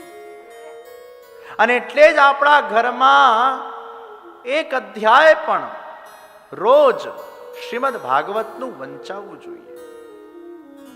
આ પરમ પવિત્ર અધિક માસના અંદર ઘણા બધા લોકો પૂછતા હોય છે કે અમે શું નિયમ લઈએ. આ નિયમ લઈ લો. નિત્ય અમારા ઘરમાં ભાગવતનું વાંચન થાય. ભલે એક શ્લોકનું વાંચન થાય, કદાચ આખો અધ્યાય ન વંચાય, એક શ્લોક અને એનો અર્થ ભલે વંચાતો હોય, પણ આપણા ઘરમાં એ શ્રીમદ ભાગવતનું આચમન નિત્ય થવું જોઈએ. અને અહીંયા ભાગવતજી પોતે કહે છે, તદ્ગૃહમ तीर्थरूपम ही वसताम पापनाशनम. जिस घर में भागवत जी का रसपान होता है वो तीर्थ रूप हो जाता है. અને આનંદ ઘાટ પર શ્રીમદ ભાગવતજીની એ દિવ્ય કથાનું રસપાન ચાલી રહ્યું છે. અને એ જ વખતે રસપાન જ્યારે શરૂ થયું, શ્રીમદ ભાગવતના એ દિવ્ય ચરિત્રોમાં સર્વ ભાવ વિભોર બની રહ્યા છે, ત્યારે જ ભક્તિ મહારાણી ત્યાં પધાર્યા છે. જ્ઞાન અને વૈરાગ એ યુવાન બની ગયા છે. જ્ઞાન વૈરાગના સહિત ભક્તિ મહારાણીની પધરામણી થઈ. અને જે ભક્તિ મહારાણીના મુખમાંથી જે શબ્દો પ્રગટ થયા, જે શ્રીમદ ભાગવતના અંદર આલેખિત બન્યા, એ કયા શબ્દો હતા? આપણે વારંવાર એનું ભજન કરીએ છીએ, વારંવાર એનું કીર્તન કરીએ છીએ, પણ યાદ રાખજો, આજે વારંવાર આપણે જેનું ભજન ને કીર્તન કરીએ છીએ, આ કોઈ સામાન્ય વ્યક્તિના શબ્દો નહોતા. આ સાક્ષાત ભક્તિ મહારાણીના મુખમાંથી પ્રગટ થયેલા શબ્દો હતા. અને ભક્તો એ શબ્દો કયા હતા? શ્રી કૃષ્ણ ગોવિંદ હરે મુરારે, હે નાથ નારાયણ વાસુદેવ.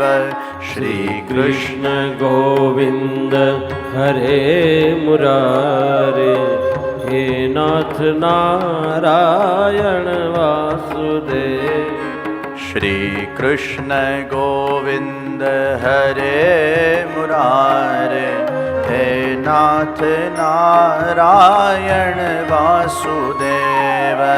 શ્રી કૃષ્ણ ગોવિંદ હરે. આ ભક્તિ મહારાણીના શબ્દો છે. હે નાથ ભક્તિ મહારાણી આ કીર્તન કરતા કરતા ભાગવતજીના કથા મંડપના અંદર પ્રવેશ કરીને નૃત્ય કરી રહ્યા છે. જ્ઞાન વૈરાગ પણ સાથે સાથે નૃત્ય કરી રહ્યા છે. આઈએ ભક્તિ આ કીર્તન કરતા કરતા ભક્તિ મહારાણી પધાર્યા છે. જ્ઞાન વૈરાગ એ युवान થયા છે.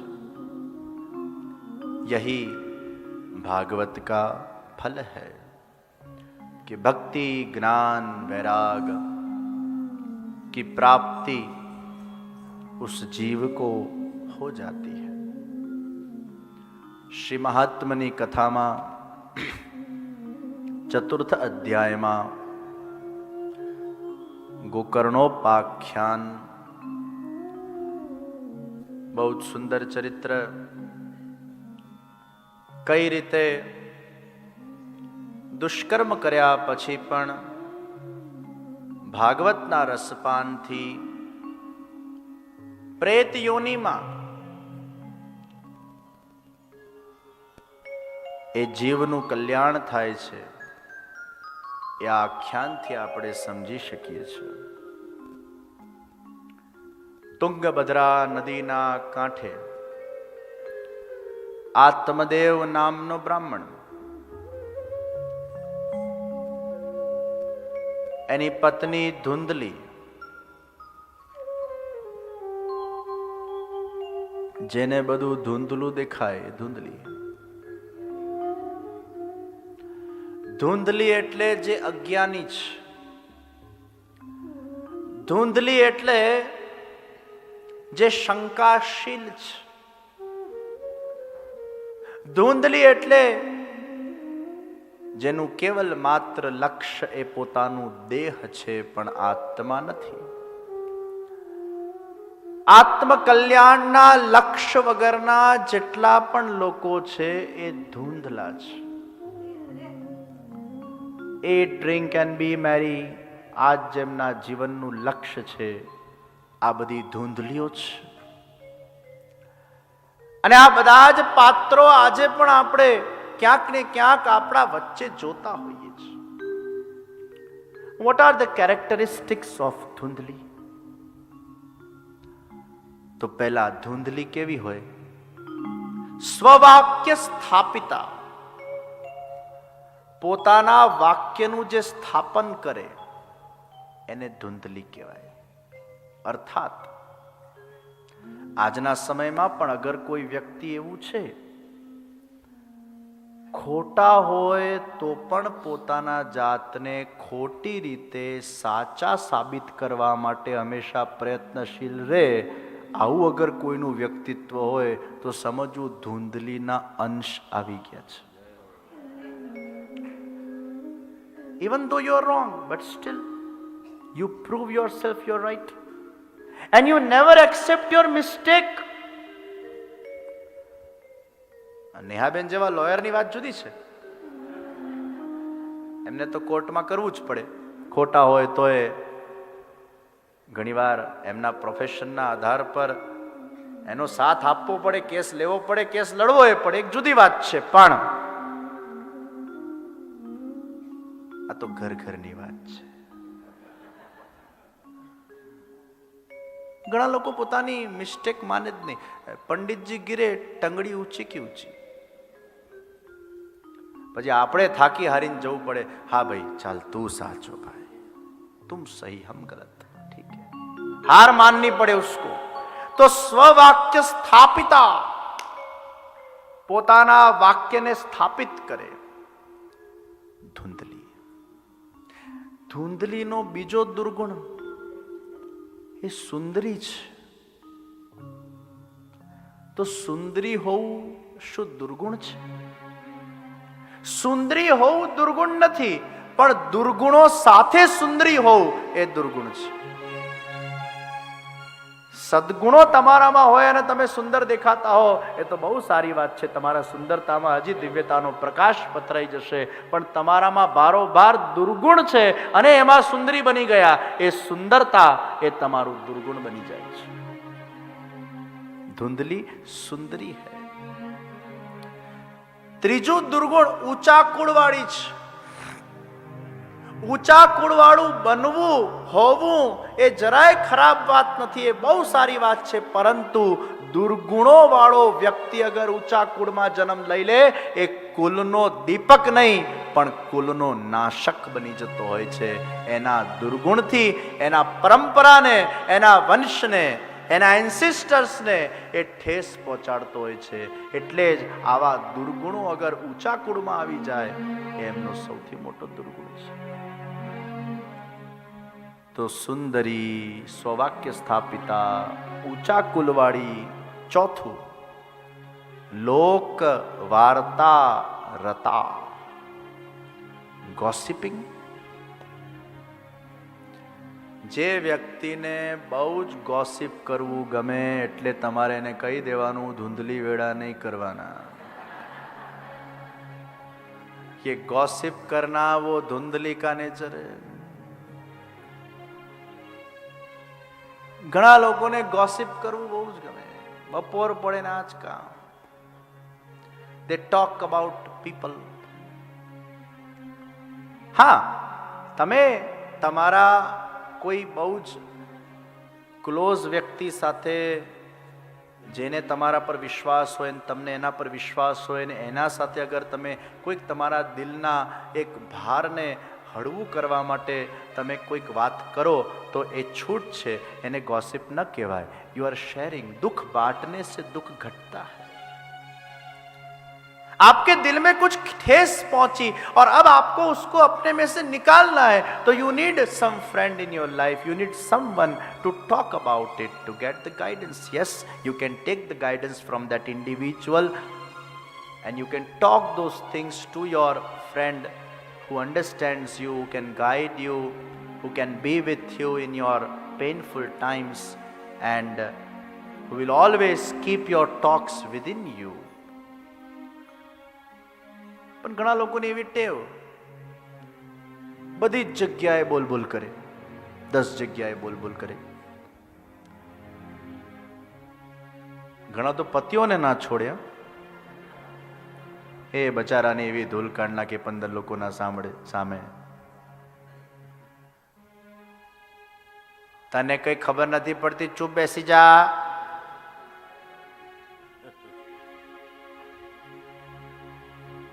પાછા પતિમાં કોઈ દુર્ગુણો, એ પાછા વળી પાછા 50, 60, 70, 100 લોકોના સામે એનું પ્રદર્શન કરી નાખે. બીજાની કરે તો બરાબર, પોતાના ઘરવાળાઓને ન છોડે. આવા સ્વભાવવાળી એ ધુંધલી કહેવાય. અને એક વસ્તુ બહુ ધ્યાન રાખવા જેવી છે, never make your problems public. આ એક બહુ મોટું સૂત્ર છે જીવનનું, જે દરેક વ્યક્તિએ કંડારીને રાખવા જેવું છે. તમે જેટલા તમારા પ્રોબ્લેમ્સને પબ્લિક બનાવશો, પબ્લિકને કંઈ જ લેવા દેવા નથી તમારા પ્રોબ્લેમ સાથે. એ કેવલ એનો તમાશો બનાવશે. એમને વાતો કરવાનો અવસર મળી જશે. એમને તો આવું મળતું જ હોય છે, કંઈક ને કંઈક ગોસિપ કરવા માટે. When we make our problems public, then people gets the chance to gossip.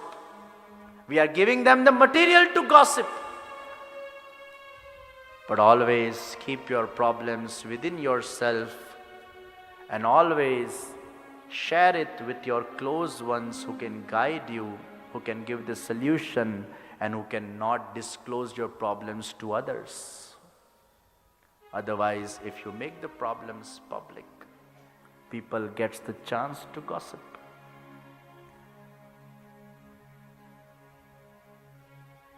और इसलिए घर की बात घर में रहे, घर वालों के बीच में रहे, या हमारे घर परिवार से संबंधित जो हमारे अंगत लोग हैं उनके तहत रहे, उससे आगे न जाए. Nobody cares about our life. Everybody is busy in their own life. Everybody has their own issues. And when you speak something, they will just make a tamasha out of it. They will get the material to talk to 50 more people and spoil you, spoil your image. So never make your problems public. અને એક વસ્તુ યાદ રાખજો, every problem has a solution. આ દુનિયાની કોઈ પણ સમસ્યા એવી નથી એ સમસ્યાનું સમાધાન ના હોય. અગર ભગવાને તમને સમસ્યા આપી છે, એ સમસ્યાનું ચોક્કસ સમાધાન થવાનું જ છે.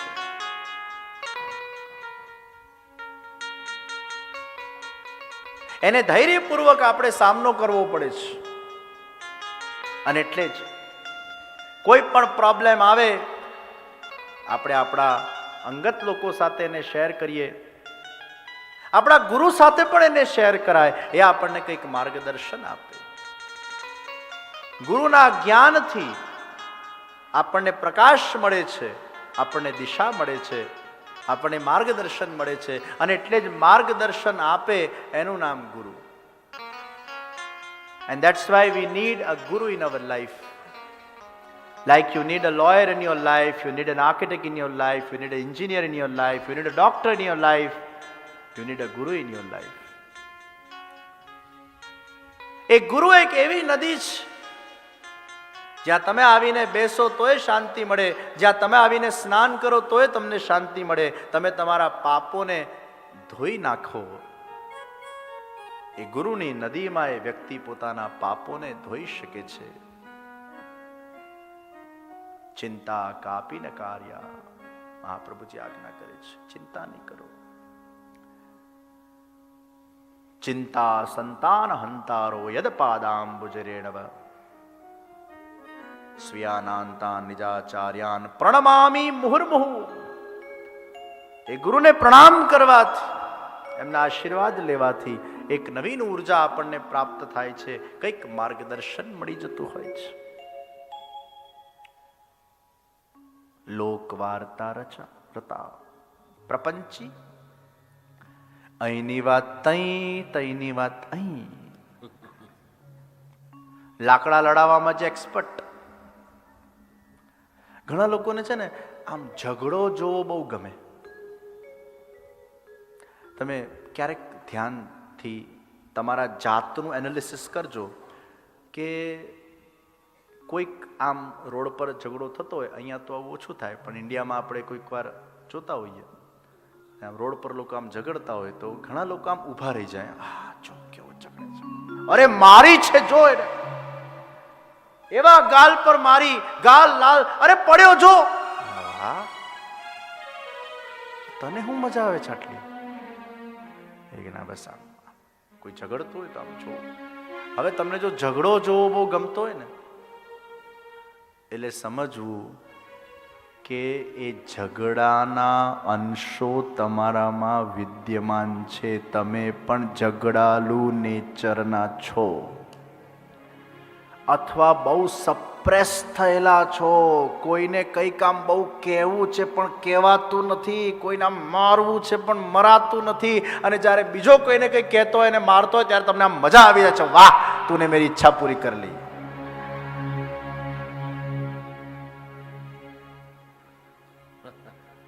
આ વ્યક્તિની સાયકોલોજી છે કે તમારા અંદર જે સપ્રેસ થઈને પડેલું છે અને એને જ્યારે તમે ક્યાંક અભિવ્યક્ત કરતા કોઈકને જુઓ છો, તમને આમ મજા આવી જાય છે, વાહ.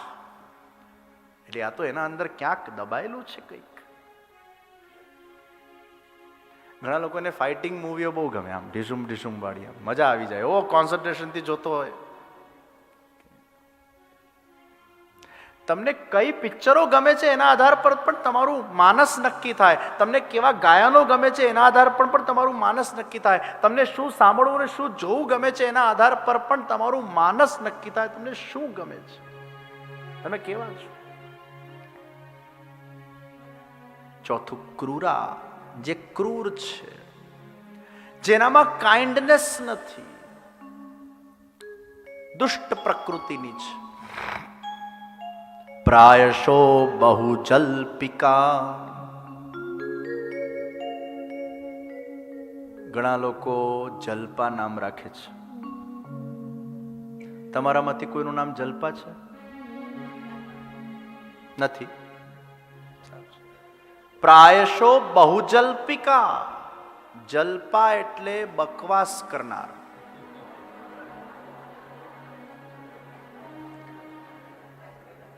એ ધૂંધલી માટે વપરાયેલો શબ્દ છે. હવે ઘણા લોકો આ નામ રાખી લે છે, એટલે મારે તો ઘણી બધી જગ્યાએ લોકોને કહેવું પડે છે કે તમે આ નામ નહીં રાખો, પ્લીઝ ચેન્જ યોર નેમ. બહુજલ્પિકા, જો બકવાસ કરનાર એની જલ્પા કહેવાય. કારણ વગરની વાતો કરે, કારણ વગરની ચર્ચા કરે, ચર્ચામાં કોઈ દમ ન હોય, આવી જેની વૃત્તિ છે અસદ આલાપ, જે વલ્લભાચાર્યજી મહાપ્રભુજીએ પણ વન ઓફ ધ બેરિયર્સ કીધું ઇન ધ ભક્તિ માર્ગ, અસદ આલાપ. કારણ વગરનું બોલવું નહીં, બકવાસ. કેવલ પોતાના ઘરનું કામ કરનારી અને પ્રભુની ભક્તિ ન કરનારી. આઠમું, કૃપણ, લોભી, અતિશય ગ્રીડ જેનામાં છે. અને 9, જે કલહપ્રિય છે, જેને ઝઘડો બહુ ગમે છે, ઝઘડવું બહુ ગમે છે. આ 9 દુર્ગુણો એ ધૂંધલીમાં છે.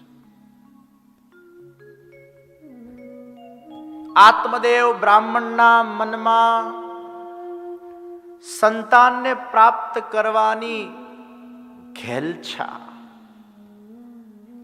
લગ્ન થયા એટલે સંતાન તો થવી જ જોઈએ, થવી જ જોઈએ, થવી જ જોઈએ, થવી જ જોઈએ, આ જકાર. અને એને સંતાન થતી નથી એટલે બહુ ચિંતામાં હતો. મને સંતાન કેમ નથી, મને સંતાન કેમ નથી, મને સંતાન કેમ નથી. પ્રિયજનો, કોઈ પણ લૌકિક વિષયની આગ્રહ વૃત્તિ એ આજે નહીં તો કાલે એ વ્યક્તિને પતનના માર્ગ પર લઈ જતી હોય છે. ઈશ્વર માટેની આગ્રહ વૃત્તિ એ વ્યક્તિને ઈશ્વરના સન્મુખ અને સમીપ લઈ જાય, પણ લૌકિક વિષય માટેની આગ્રહ વૃત્તિ એ વ્યક્તિને પતનના માર્ગ પર લઈ જતી હોય છે. તુલસીદાસજીની પત્નીએ તુલસીદાસજીને કહ્યું કે તમને મારામાં આટલો પ્રેમ ને આસક્તિ છે, આટલું જ પ્રેમ ને આસક્તિ અગર ભગવાનમાં થઈ જાય તો ભગવાનને તમે પામી શકો છો. तुम्हारी यही आसक्ति जो मुझ में है वो प्रभु में हो जाए. અને આ શબ્દો સાંભળતા તુલસીદાસજીના મનમાં વિરક્તિ આવી ગઈ. સંસારની આગ્રહ વૃત્તિ, નાશવંતની આગ્રહ વ્યક્તિ એ વ્યક્તિને ક્યાંક અશાંતિ આપશે. આત્મદેવ બ્રાહ્મણને ખૂબ સંતાનની ગેલછા. તો આપણને એવું થાય, શું સંતાનની ઈચ્છા ના હોવી જોઈએ? હોવી જોઈએ. એમાં ખોટું શું છે? લગ્ન થાય એટલે સ્વાભાવિક છે કે સૌથી પહેલું સ્ટેપ એ લગ્ન અને બીજું સ્ટેપ એ સંસારને આગળ વધારવાનું છે. તો કોઈના મનમાં અગર સંતાનની ઈચ્છા થાય એમાં ખોટું શું છે? ખોટું કંઈ જ નથી. પરંતુ સંતાન કુદરતી અગર ન થતી હોય અને કૃત્રિમ રીતે કરવા માટેના બહુ પ્રયાસ જ્યારે કરવામાં આવે અને એમાંય અસફળતા મળે અને છતાં પણ પ્રયાસ કરવામાં આવે, એમાંય અસફળતા મળે અને એમાં વ્યક્તિનું મન જ્યારે ખિન્ન બની જતું હોય છે પ્રયાસોના માધ્યમથી, ત્યારે એ વ્યક્તિને અશાંત બનાવે. જીવનમાં ભગવાન આપણને બધું જ આપે છે એવું જરૂરી નથી. કંઈક આપશે તો કંઈક લઈ પણ લેશે. આપણને ઘણી બધી બીજી વસ્તુઓ ભગવાને આપેલી જ હોય છે. એકાદ કોઈ વિષયમાં આપણને સફળતા ન પણ મળે તો કંઈ મોટી વાત નથી, કારણ કે આ જ સંસારનો નિયમ છે કે ભગવાન ક્યારે પણ કોઈને પૂર્ણ સુખી નથી બનાવતો અને ભગવાન ક્યારે પણ કોઈને પૂર્ણ દુઃખી નથી બનાવતો. એ દુખિયારના જીવનમાં પણ એક આશાની કિરણ, એક કંઈક સુખનો પ્રકાશ એને આપી દે છે અને સુખી વ્યક્તિના જીવનમાં ક્યાંક એકાદ દુઃખ એવું આપી દે છે કે એને લઈને એનું મન વિચલિત થઈ જતું હોય છે. આ સંસારનો નિયમ છે. इस संसार में आकर कोई भी व्यक्ति पूर्ण रूप से कभी भी सुखी नहीं हुआ है. कुछ न कुछ तो उसको ऐसा रह जाएगा जिसके कारणवश वो दुखी रहेगा. तो आग्रह वृत्ति, आत्मदेव ब्राह्मण ने आग्रह वृत्ति છે. ઘણીવાર એમ બનતું હોય છે કે ભગવાન આપણા માટે કંઈક સારું વિચાર કરીને સંતાન નથી આપતા, અને કદાચ સંતાન આપે અને પછી એ જ સંતાન આપણને હેરાનગતિ આપે, એવું એ બનતું હોય. અને આ જ આત્મદેવ બ્રાહ્મણ સાથે થયું. ગુરુજી પાસે ગયા, સંતાન થાય માટે કંઈક મને પ્રદાન કરો. ગુરુજીએ કીધું, તારા ત્યાં સંતાનના કોઈ યોગો નથી, તારા ભાગ્યમાં સંતાન જ નથી, તું ખોટા પ્રયત્ન ન કર. માન્યો નહીં, જીદ કરી. ગુરુએ કૃપાથી એને એક ફલ પ્રદાન કર્યું. કીધું, આ ફલ તારા પત્નીને ખવડાવી દેજે. ઘરે આવ્યો, પ્રસન્ન થયો. પત્નીને કીધું, વધાઈના સમાચાર, એડવાન્સ, આપણા ત્યાં હવે બાળક થવાનું છે, બસ તારે એક જ કામ કરવાનું છે, આ ફલ ખાઈ લેવાનું છે. એટલે ધૂંધલી એટલે ડાઉટફુલ કેસ. ફળને જોઈને સૌથી પહેલા ડાઉટ્સ ક્રિએટ થયા. અલા, ફળ ખાઈને કઈ સંતાન થાય? અહીંયા પતિ ગયા નથી ને પેલી બાજુવાળાના ઘેર પડોશીમાં જઈને ફળને લઈને આખી સ્ટોરી કીધા પછી ભેંકણા તાળીને રડવા લાગી. પેલી પડોશી કે તું રડે જ કેમ આટલી જોર જોરથી? એ કે આ ફળ અગર મેં ખાધું અને મને અગર ગર્ભ રહ્યું અને જો શુકદેવજીના જેમ ગર્ભમાંથી વર્ષો વર્ષ સુધી પેલું બહાર જ ન નીકળે બાળક, તો હું તો હેરાન થઈ જાઉં. પેલી પડોશી કે અલા, આટલું લાંબુ તું ક્યાં વિચારે છે? બધે થોડા શુકદેવજી પ્રગટ થાય છે? ના, આવું થાય તો આ તો ઋષિએ આપેલું ફળ છે, આમાંથી કંઈક બીજું નીકળ્યું તો? ડાઉટફુલ. ઘણા લોકોનો નેચરમાં બહુ લાંબુ લાંબુ બહુ વિચારે, એવું લાંબુ ક્યાંનું ક્યાં વિચારી કાઢે. 80 વર્ષના એક માજીને મેં પૂછ્યું, માજી આટલી ચિંતા કેમ કરો છો? ચહેરા પર ચિંતા કેમ છે? માજી કે મારા દીકરાના ત્યાં, દીકરીના ત્યાં હજી દીકરી નથી. મેં 80 વર્ષના માજીને કીધું, માજી હવે લપ નહીં કરો, ભગવાનના જપ કરો. કોણા ત્યાં શું નથી, ક્યાં તમારે પડવાનું છે અત્યારે? 80 વર્ષની ઉંમરે આ બધી જફામાં આપણે પડવાનું, કોણા ત્યાં શું નથી. હવે થશે ત્યારે થશે, તમે ક્યાં ચિંતા કરો છો આ બધી? તમે ચિંતન કરો, તમે પ્રભુનું નામ સ્મરણ કરો. આવી લાંબી ચિંતા તમારે કરવાની શું જરૂર? ધૂંધલી આવું લાંબુ ચિંતા કરવાની. પાછા આત્મદેવ બ્રાહ્મણે ધૂંધલીને કીધું, જો ગર્ભાવસ્થાના પાળવાના નિયમો છે અમુક, ગર્ભાવસ્થાના પાળવાના નિયમો છે, તો એમાં લખવામાં આવ્યું કે સૌથી પહેલું નિયમ કયું? એક ટાઈમ ભોજન. તમને લોકોને થાય હવે અમારે ક્યાં લેવા દેવા, અમારું તો બધું હવે પરવારી ગયા, છોકરા મોટા થઈ ગયા, ના પણ પછી કામ લાગે ને. ગર્ભાવસ્થાના અંદર એક ટાઈમનું ભોજન છે અને એક ટાઈમ ફલાહાર છે. આ તો ઘણા લોકો એમ કે આપણા ત્યાં બીજું હોય ને પેટમાં અંગ, એટલે આપણે વધારે જમવું પડે, કારણ કે એને ભૂખ લાગે ને એટલે વધારે ખાવું પડે. આવી સાયકોલોજીથી પેલા ખા કરે. પણ ગર્ભાવસ્થાના નિયમમાં એક ટાઈમનું ભોજન છે, બીજી ટાઈમ ફલાહાર છે.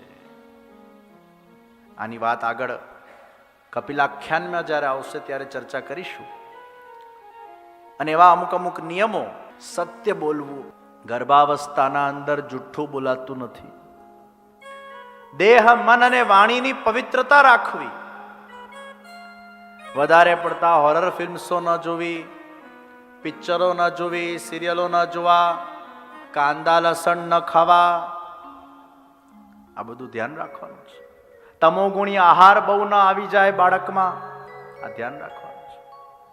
બહુ ગુસ્સો નથી કરવાનો, અને એટલે ગર્ભવતી સ્ત્રીને આપણે બહુ જ પંપાડીને રાખીએ છીએ, એને ખૂબ પ્રસન્ન રાખીએ છીએ. સાસુ પણ એને ત્રાસ ના આપે, પતિ પણ એને ત્રાસ ના આપે. ખાસ ધ્યાન રાખવાનું સાસુને પતિએ કે કોઈ ગર્ભાવસ્થાવાળી સ્ત્રી હોય એને કોઈ માનસિક ટોર્ચરિંગ કે માનસિક ત્રાસ ન મળવું જોઈએ, કારણ કે એની ઇફેક્ટ એના બાળક પર જતી હોય છે. માના મન સાથે એ બાળકનું મન જોડાયેલું છે. એનું મન પ્રસન્ન રહેવું જોઈએ, એનામાં દયા હોવી જોઈએ, એનામાં દાન હોવું જોઈએ અને એનામાં સંયમ હોવું જોઈએ.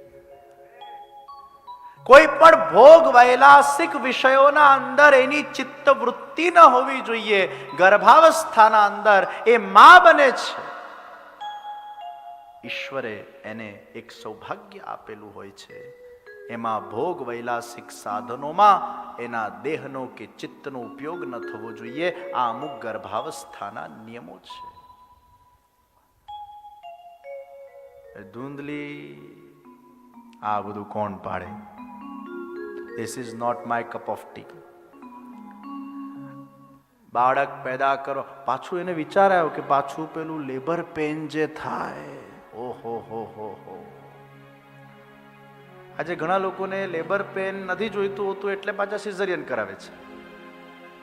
ઘણા લોકોને નથી જોઈતું હોતું, કોઈ કારણસર સિઝેરિયન કરવું પડે જુદી વાત છે, પણ ઘણા નેચરલ ડિલિવરી હવે નથી કરવા માંગતા. કેમ કે એમને પેલું લેબર પેનનું જે કષ્ટ છે એને અનુભવ નથી કરવું. તો કદાચ મને એમ લાગે છે કે જેને લેબર પેન સહન નથી કરવું આજના જમાનામાં પણ એમાં એ ધૂંધલીના અંશો જ આવી ગયા હશે. ભગવાને આ સ્ત્રીને એક એવી શક્તિ આપી છે કે એનામાં સહન શક્તિ છે. આવું લેબર પેન પુરુષે ક્યારે પણ ભોગવવાનું નથી આવતું. અને એટલે જ કદાચ પુરુષ કરતા વધારે સહન શક્તિ નું ગુણ અગર ભગવાને આપ્યું હોય તો એ સ્ત્રીઓના અંદર ભગવાને આપેલું છે. સ્ત્રીઓમાં સહન શક્તિ. ભલે સ્ત્રી કોમળ છે પણ સ્ત્રીઓમાં સહન શક્તિ બહુ જ છે. એ સ્ત્રીઓનું ગુણ છે. કોમળતા એ સ્ત્રીઓનું ગુણ છે. સહન શક્તિ એ સ્ત્રીઓનું ગુણ છે. આ વિષય વધારે આપણે ક્યાંક આગળ કોઈ વિષય નીકળશે એમાં ચિંતન કરીશું. પણ સહન શક્તિ.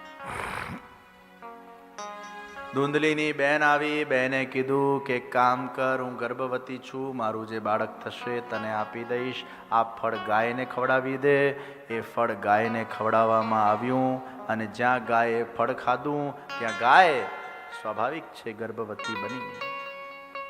અને આ બાજુ બેનના ત્યાં બાળક થયું. અંદર અંદર સાંઠગાંઠ હતી. એ બાળક ધૂંધલીને આપવામાં આવ્યું અને ધૂંધલીએ આત્મદેવ બ્રાહ્મણને કીધું મારા ત્યાં આ બાળકનું જન્મ થયું છે. એને બહુ મોટું નાટક રચ્યું, એની બહુ વિસ્તારમાં ચર્ચા ન કરતા.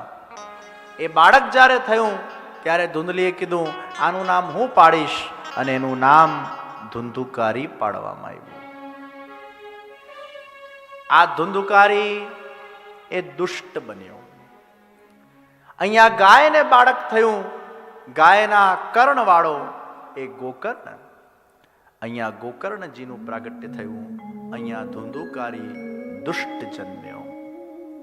એ મોટો થયો અને મોટો થઈને ન કરવા જેવા કામો એ કરવા લાગ્યો.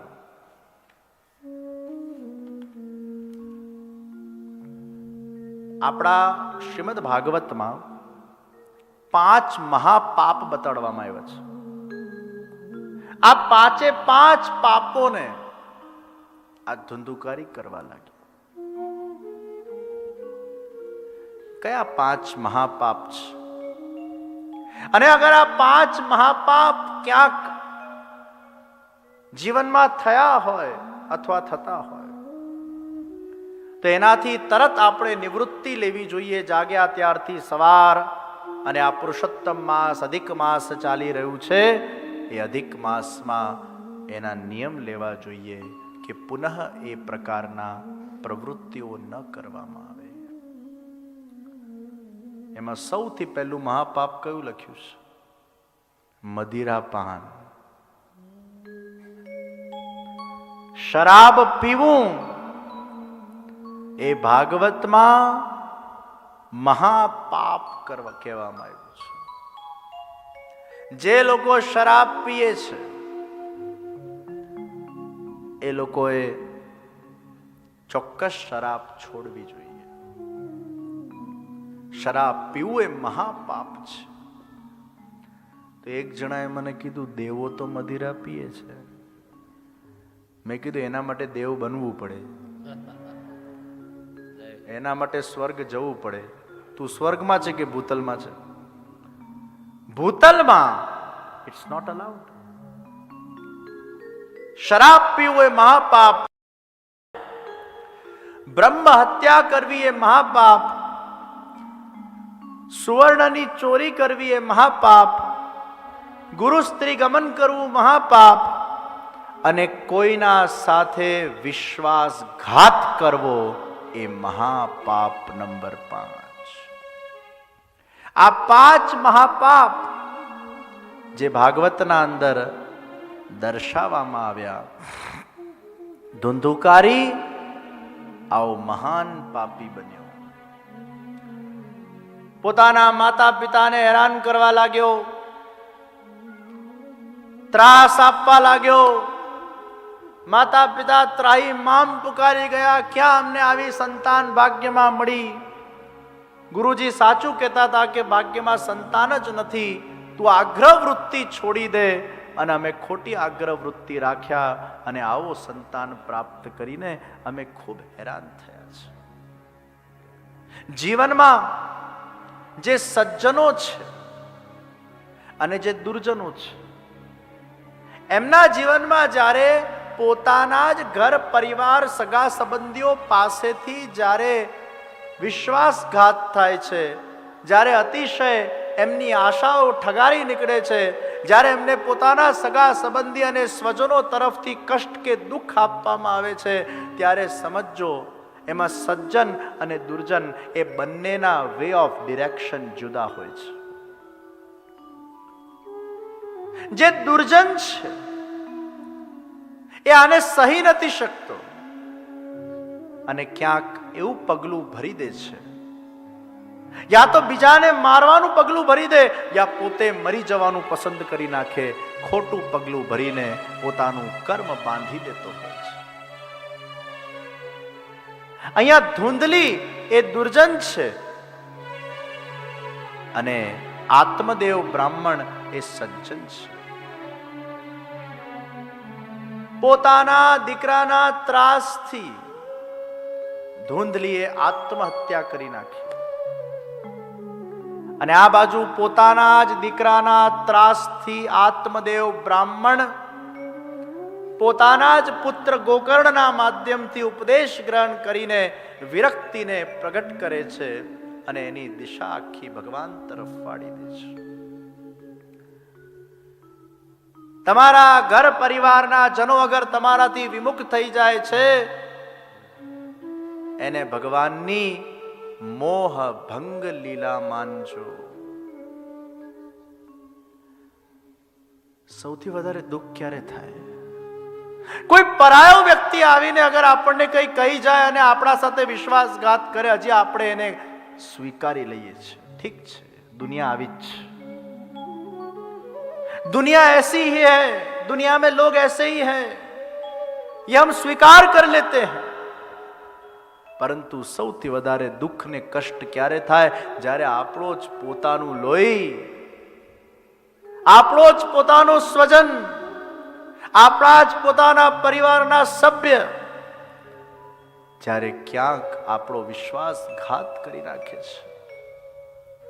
એ સહેવું એક માતા પિતા માટે કે દાદા દાદી માટે કે એક પતિ કે પત્ની માટે અસહનીય હોય છે.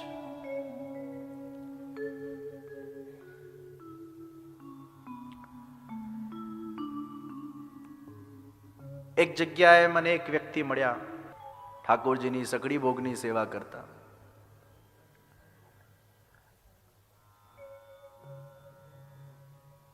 એકનો એક દીકરો અને એમની આશા એવી હતી કે એકનો એક દીકરો છે તો બધાની સ્વાભાવિક અપેક્ષા એ જ હોય કે આપણા ધર્મમાં એના શુભ લગ્ન થાય. અનફોર્ચ્યુનેટલી ક્યાંક બીજે લગ્ન થયા. માતા પિતા ભાંગી પડ્યા કે અમારો એકનો એક દીકરો, નાનપણથી એને સંસ્કાર આપ્યા અને અન્ય ધર્મમાં એ સહી ન શક્યા. અમારી સમાજમાં બદનામી થઈ. હજી વિદેશોમાં તો આ વસ્તુ કદાચ સ્વીકાર્ય છે, એક જુદી વાત છે. પરંતુ ભારત દેશના અંદર આજે ઘણા એવા પરિવારો છે અને ઘણા રૂઢિચુસ્ત એવા પરિવારો છે અને ઘણા એવા ગામના લોકો છે જે કદાચ એને સ્વીકાર નથી કરતા. અને આવી ઘટના જ્યારે ઘટિત થાય, એકનો એક દીકરો હોય અને સમાજમાં એ પ્રતિષ્ઠિત વ્યક્તિ હોય અને એ વ્યક્તિ જ્યારે માતા પિતાના બહુ મનાવા પછી પણ એક આવું ખોટું પગલું ભરી લે. ઘરે સખડી ભોગની સેવા, ભક્તિનું વાતાવરણ સહી ન શક્યા. પછી મેં એમને સાંત્વના આપી. मैं एमने कीधु होने को कोई टाल नहीं सकता, जो होना था वो हो गया, लेकिन एक चीज आप ध्यान में रखना. જેમ ગુરુ વશિષ્ઠજીએ જે ઉપદેશ આપ્યો દશરથ રાજાના દેહાંત પર, હાનિ લાભ જસ અપજસ જન્મ મરણ વિધિહાત. જીવનમાં જસ મળે, અપજસ મળે, હાનિ લાભ જન્મ મરણ પણ વિધિહાત. તમે કઈ ન કરી શકો. ઠીક છે, હવે આવું કર્યું તો શું કરવાનું? મેં એમને સમજાવ્યા, અરે આ આપણા પ્રભુની લીલા છે, એને લીલા તરીકે જુઓ. આ તમારા દીકરામાં તમને બહુ પ્રેમ હતો ને, બહુ જ આસક્તિ હતી ને, બહુ અટેચમેન્ટ હતું ને, તમે એના વગર એક મિનિટ પણ રહી નતા શકતા ને, દિવસ રાત તમે એનું ચિંતન કરતા હતા ને. હા, આપની વાત બહુ સાચી છે. અમને આમ અમારાથી થોડોક પણ દૂર જાય ને, અમારા આંખમાંથી આંસુડા આવી જાય. અમે એને અમારાથી દૂર પણ ન જતા જોઈ શકીએ, અને એને અમારા સાથે આવું કર્યું એટલે અમે એને સ્વીકારી શકતા નથી. ત્યારે મેં કીધું, આ ભગવાનની મોહ ભંગ લીલા છે. જાણી જોઈને આવી લીલા કરાવીને તમારા મનમાં અતિશય જે દીકરા માટેની આસક્તિ હતી એ આસક્તિને ભગવાને ભંગ કરી નાખી છે.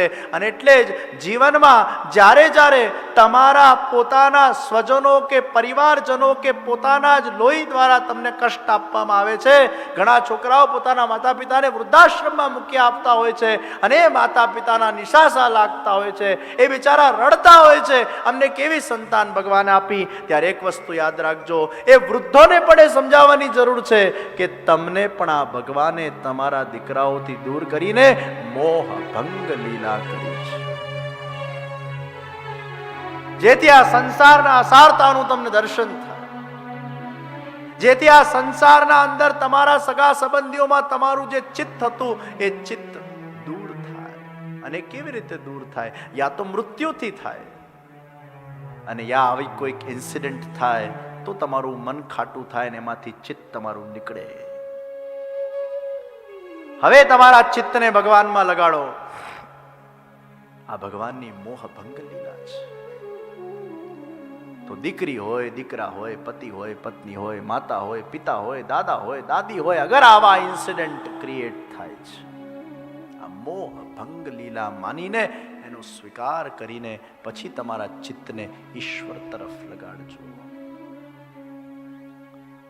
खाली दिमाग शैतान का घर. जब हमारे जीवन में कुछ ऐसी घटना घटित होती है जो हम नहीं चाहते हैं, उस वक्त अगर आपने अपने मन को खाली रखा तो आपके मन में वही विचार आएंगे, वही विचार आएंगे, वही विचार आएंगे और आपके मन को अशांत बनाएंगे. उस वक्त आप अपने आप को व्यस्त बना लो. भगवद ग्रंथों के वांचन में, भगवत कथा के श्रवण में, भगवत नाम स्मरण के अंदर अपने चित्त को लगा लो, आपको बहुत शांति मिलेगी। कारण કે એક વસ્તુ નક્કી છે કે ભાગવતજી, ગીતાજી, રામાયણ જેવા ગ્રંથો, એના કથાના શ્રવણ કરવાથી આપણને આપણા જાતની જે વ્યવસ્થા છે, આપણા પરિવારની જે વ્યવસ્થા છે, કદાચ આપણા જીવનમાં થયેલા ઉતાર ચઢાવો જે છે, ક્યાંક આપણી જે લાઈફ છે એને આપણે એ પાત્રો સાથે કમ્પેર કરી શકીએ છીએ અને એ પાત્રો સાથે કમ્પેર કરીને આપણે આપણા જાતને કહી શકીએ છીએ, અરે આમને તો કેટલું દુઃખ વેડફ્યું, અમને તો ભગવાને ઘણા સુખી રાખ્યા છે, આમને તો કેટલું બધું ભોગવવું પડ્યું, ભગવાને અમને તો હજી ઘણા સુખી રાખ્યા છે. And with that comparison you can feel good about your self કે અરે ભગવાન રામે પણ ભલે ભગવાન હતા પણ છતાં એમને કેટલું કષ્ટ. સીતાજીનું અગર આપણે આખું જીવનચરિત્ર, કેટલું કષ્ટ. દેવકીજી, વસુદેવજીનું આપણે જોઈએ, કેટલું કષ્ટ. ભગવાન શ્રી કૃષ્ણ તો પૂર્ણ પુરુષોત્તમ પોતે, પણ એમની લીલામાં આપણે જોઈએ કેટલું કષ્ટ. ભગવાને સ્વયં પોતે પોતાના લીલાઓના માધ્યમથી અને ભક્તોના જીવનના અંદર દુઃખો આપીને ભગવાને પોતે આપણને એ સૂચવ્યું છે અને સમજાવ્યું છે. Life is not easy.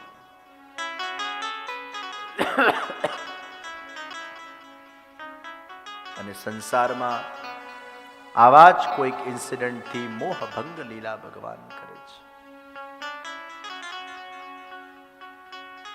Atmadev બ્રાહ્મણ સજ્જન હતા, જેનું ઉદ્ધાર નથી થવાનું એને ભગવાન આપઘાત કરાવી લેશે, અને એટલે ઘણા લોકો સુસાઇડ કરી નાખે છે. પણ જેનું ઉદ્ધાર ભગવાન કરાવવા માંગશે એને કોઈક ઉપદેશ અપાવશે, ગુરુ દ્વારા એને જ્ઞાન પ્રાપ્ત થશે અને એનાથી એનું જીવન ઉજ્જવલ બની જશે. અહીંયા ગુરુ કોણ બન્યા છે? અહીંયા ગુરુ પુત્ર બન્યા છે. ये कैसी उल्टी गंगा है? पिता गुरु बनते हैं अपने बच्चों के, लेकिन यहां तो उनका ही पुत्र, वो दैवी पुत्र, वो स्वयं गुरु बन गया है और अपने पिता को उपदेश दे रहा है. क्या माता देवहूति जी ने भगवान कपिल पुत्र बनीने उपदेश आपे છે. અને આપણા ત્યાં એમ કહેવાય, બાલાદ અપિગ્રાહ્યેત શિષ્યાદ અપિગ્રાહ્યેત. ઘણીવાર નાના બાળકો પણ છે ને બહુ સારી વાત કહી જતા હોય છે, એને ઇગ્નોર નહીં કરવાનું. અરે આ તો બાળક છે. બાલાદ અપિગ્રાહ્યેત शिष्याद अपिग्राह्येत. कभी शिष्य भी कोई अच्छी बात कह जाता है. એવું ના હોય કે ગુરુ જ જ્ઞાન આપે શિષ્યને, કોઈ વાર શિષ્ય પણ કોઈક સારી વાત કહી જાય તો એ ગુરુએ પણ ધ્યાનમાં લેવી જોઈએ.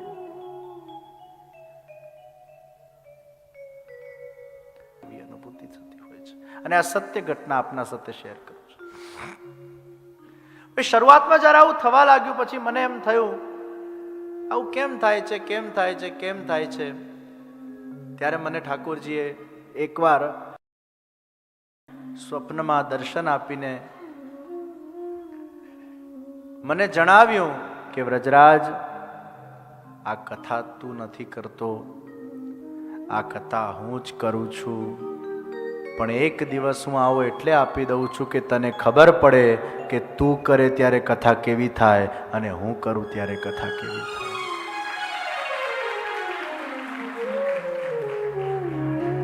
तो प्रभु करवाते हैं और प्रभु की ही अनुभूति वो कथा के अंदर होती है. तो भक्ता नाम दैन्य में वैकम हरिहितोषण साधनम. भक्तों ने दीनता આભૂષણ સ્વરૂપે રાખવી જોઈએ અને એટલે જ ભગવાનને પણ એ પસંદ. તો તમારા અંદર કઈ પણ ટેલેન્ટ હોય, ઈશ્વરનો કૃપા પ્રસાદ છે.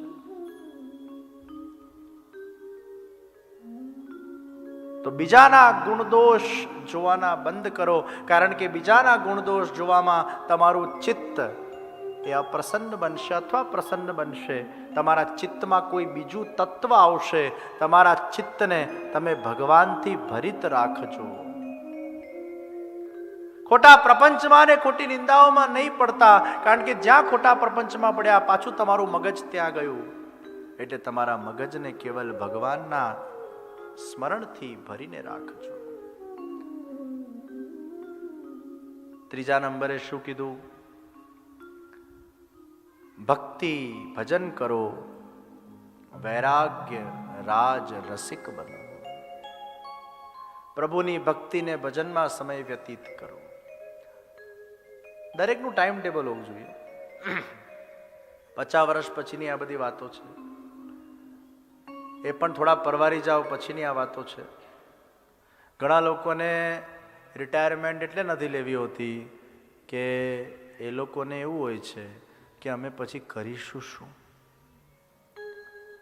It's always good to stay busy. Yes, it is good to stay busy, but you need to be active in some other ways. Even નિવૃત્તિમાં પ્રવૃત્તિ તો જોઈશે જ. મેં પ્રદીપભાઈ ધામેચાને ખાસ કીધું વીણાબેનની હાજરીમાં કે તમારે છેક સુધી ધંધો છોડવાનો નથી. તમારી કેશ એન્ડ કેરી વધવી જોઈએ, વધવી જોઈએ, વધવી જોઈએ, વધવી જોઈએ. કેમ? કારણ કે તમારું જન્મ એ વિત્તજા સેવા કરવા માટે થયું છે.